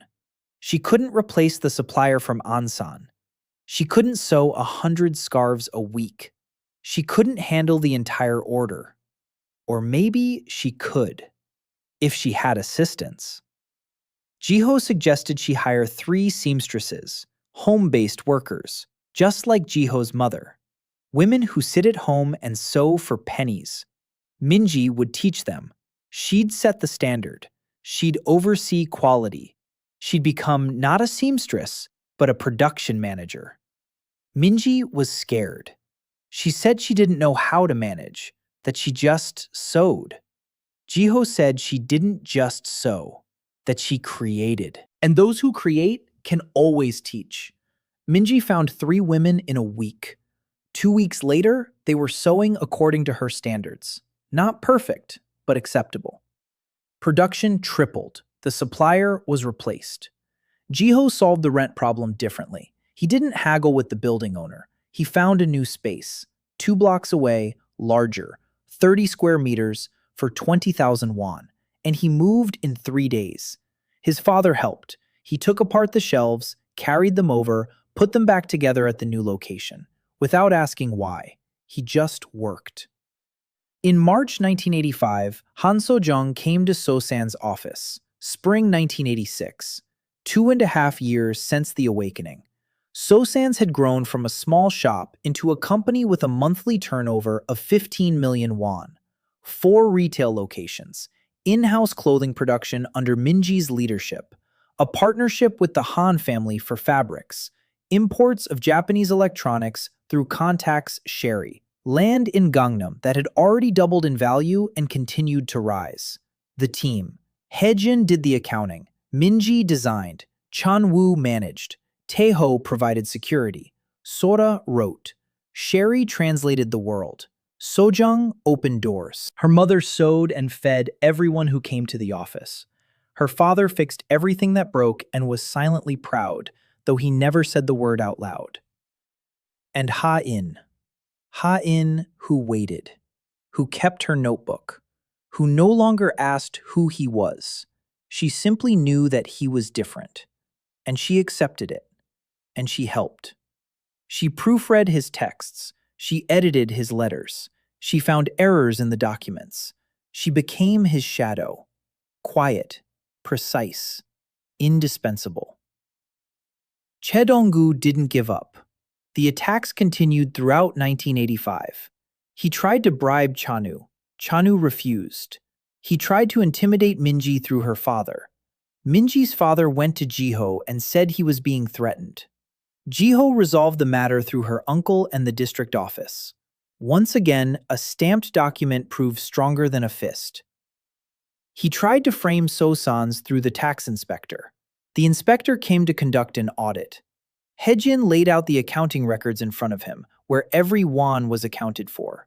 The inspector audited the books for 2 days. He found nothing. He left. Every attack by Che crashed against a wall that Jiho had built, not with money or connections, but with people, with trust. With the fact that every person on his team knew why they were there, not for a paycheck, but for the future. Cho delivered his final blow on the night before New 1986. Arson. So-san's main warehouse in Dongdaemun caught fire at 3 in the morning. The fire destroyed 8 million won worth of merchandise. Fabrics, ready-to-wear clothing, scarves, shawls, blouses, everything that Minji and her seamstresses had been making for 3 months. It all burned down in 2 hours. But no one was hurt, because a week earlier, Jiho had moved the night security shift to the weekend. He said he wanted to give people a break before the holidays. In reality, he sensed it. He didn't know, he sensed it. With that intuition that develops when you live in a world where every day someone is trying to destroy you. That morning, Jiho stood by the ruins. He was wearing the black coat that Cherie had brought him from America. His mother stood beside him. Haejin stood beside him, clutching a folder of documents to her chest. Taeho stood beside him, clenching his fists. Minji stood beside him, silently staring at the charred remains of her scarves. Sorda stood nearby with a camera. She was taking pictures. Every shot, every angle, every charred scarf. By 9 in the morning, a black car pulled up to the ruins. Choi Dong-gu got out, wearing an expensive coat, with a cigar. He walked slowly toward Jiho, with a smile, like a man who was certain he'd won. He stopped 3 steps away. He looked at the ruins. He shook his head. He said what a tragedy it was, that fire is a terrible thing, that if the boy had agreed to his terms a year ago, nothing would have happened. Jiho silently took a thermos out of his pocket. He poured a glass of hot sik. He held it out to Che. Che looked at the glass, at Jiho, at the glass. He didn't take it. Jiho said it was cold outside and that Che should have a drink and listen. Che didn't move. Jiho set the glass down on a charred crate nearby, and he began to speak, calmly, quietly, so that only the two of them and the wind could hear. He said that Che had just set fire not to his warehouse. He had set fire to his own sentence. Because in 48 hours, a tax audit would arrive at Tong Sanwei's office, with questions so precise that Che would understand. Someone knows everything, every double entry, every unreported payment, every envelope Cho had slipped to the inspector to turn a blind eye. Cho didn't know that over the past year, Heijin had pieced together a picture of his accounting through former colleagues. Not the whole picture, but enough. He didn't know that Uncle Chi-ho had passed the information on to the tax authorities through the local council, not as a tip-off, but as a request for an audit on behalf of the district commission. He didn't know that Sora had written an article, a long one, a detailed one, with photographs, with figures, with names. The article was sitting in the editorial office of the Yonsei student newspaper, waiting for the go-ahead. A student newspaper isn't the Chosun Ilbo, but in 1986, everyone in Korea read student newspapers, because they were the only ones who wrote the truth. Cho listened. His expression changed. The smile faded. First came disbelief, then understanding, then fear. Chiho wasn't threatening. He didn't raise his voice. He didn't stand in a triumphant pose. He simply explained what would happen, like an analyst explaining a forecast to a client, calmly, with numbers, with dates, with a precision that was more frightening than any shout. He said that Cho had a choice. Option 1, the audit comes. The article is published. Tong Sangwei closes in 3 weeks. Cho loses everything. His stores, his money, his connections, his reputation. Option 2. Cho compensates for the fire damage. 8 million won. He transfers the money to So San's account. He withdraws from the Dongdaemun and Jongno markets. He keeps the remaining districts for himself. He leaves So San's alone. Forever. The audit is called off. The article isn't published. Everyone is alive. Everyone is working, each in their own territory. Cho stood there in silence. The wind carried the smell of smoke. Jiho's mother stood behind him and said nothing. She didn't understand all the details, but she saw Cho's face, and she saw her son's face, and she knew which of them was stronger. Cho looked at the glass of soju. He picked it up, he drank it. He set it back down. He turned around. He got into the car. He drove away. 2 days later, 8 million won was deposited into So San's account. No note, no phone call, just a transfer. Cho Dong-gu disappeared from the markets of Dongdaemun within 3 weeks, quietly, without a fuss. His stores closed one after another. Not because of an inspection. There was no inspection. Jiho kept his word. The stores closed because Che took the money and left. To other districts, farther away from the kid who knew everything 10 moves ahead. Tong San-hui will survive for another 10 years, but he'll never return to Dongdaemun. April 1986. Jiho stood on the roof of So San's new office building, a small one, 3 stories high, purchased with money from Che and a bank loan, in Gangnam, on that very vacant lot he'd bought 2 years earlier for 3 million. The vacant lot was no longer a vacant lot. On one half stood the office. On the other, construction was beginning on So San's first real store. Not a stall, a store, with display windows, with open shelves, with Minji's scarves in the window, with a star on the sign. That very same star that a 17-year-old girl with pricked fingers had embroidered on the corner of a scarf 2 years ago. Hyun was standing next to Jiho on the roof. She'd come after school, all the way across town, by bus, an hour's ride. She stood there looking out at Seoul, a low-rise, quiet, a city not yet wealthy, one that didn't know it would become a metropolis in 10 years. Hyun turned to Jiho and said she wouldn't wait any longer, that she wanted to know the truth, right now. Jiho looked at her, at the girl who kept a notebook of his excuses, who scrutinized his every word, who didn't believe a single one of his lies, who had waited a year and a half.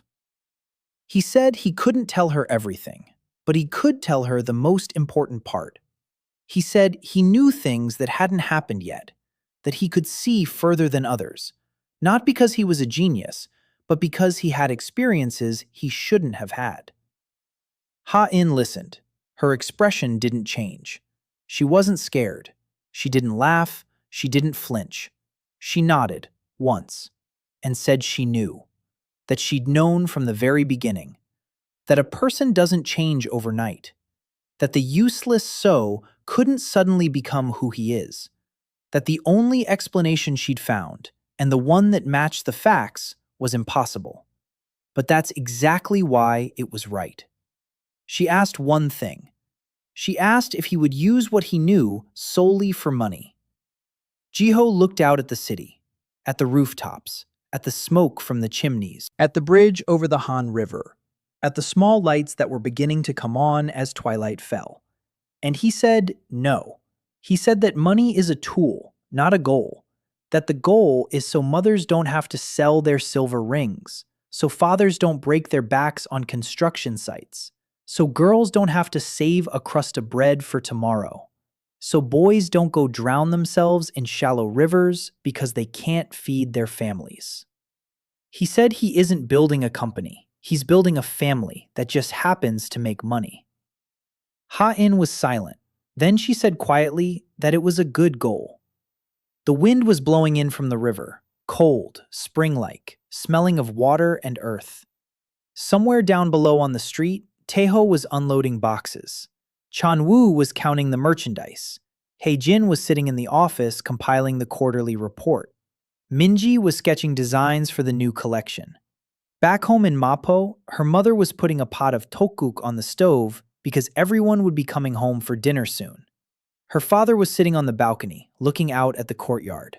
Soyeon was doing her homework at her desk in her room. She had a new notebook, one that no one had torn up. Minho was playing on the floor. Sora was at the newsroom writing another article, not about Che, but about a small company from Dongdaemun that had grown from 3 scarves with tags. Sherry was calling her father in Los Angeles and telling him about a strange Korean boy who thinks like the CEO of a Fortune 500 company. Sojong was sitting in her office at the Han family home, smiling for the first time in a year as she looked at the balance sheet. And somewhere in that same city walked a man whom Jiho hadn't found yet, a man who was buying up copper in Yunsan, a man who knew the future, a man who knew Jiho. Hyun, his cousin, a programming genius from KAIST, a man who had traveled back to 1978, a man who had been living in this world for 7 years already, who was watching, who was waiting, who was building something of his own, something big, something Jiho didn't know about yet. But that was a story for another day. Today, Jiho was standing on the roof, looking out at Seoul at night, still low-lying, still quiet, a soul still being saved. Ha-in stood beside him, silently. The wind ruffled her hair. She didn't brush it away. Jiho closed his eyes. He breathed in the cold air and spoke softly, so softly that only the wind could hear him, and perhaps the girl standing beside him. Emma, Appa, Soyana, I made it. This time, I made it. He opened his eyes. Seoul lay before him, vast, dark, alive. The years lay ahead, the 1988 Olympics, the economic boom, the 1997 crisis, the technological boom. He knew all of this. He could foresee it all, steer it, mitigate it. He wasn't a hero. He wasn't a genius. He wasn't the chosen one. He was an analyst who remembered the charts. A man who died behind a monitor and woke up in a boy's body. A man who was given a second chance, not to live, but to work. And he worked. Every day, every hour, every minute. Not for money, not for fame, for the crust of bread that a 10-year-old girl clutched in her fist. For the hot water from the faucet that the mother couldn't take her eyes off. For the even seams on the wall from which the father, for the first time, didn't look away. For that. Always for that.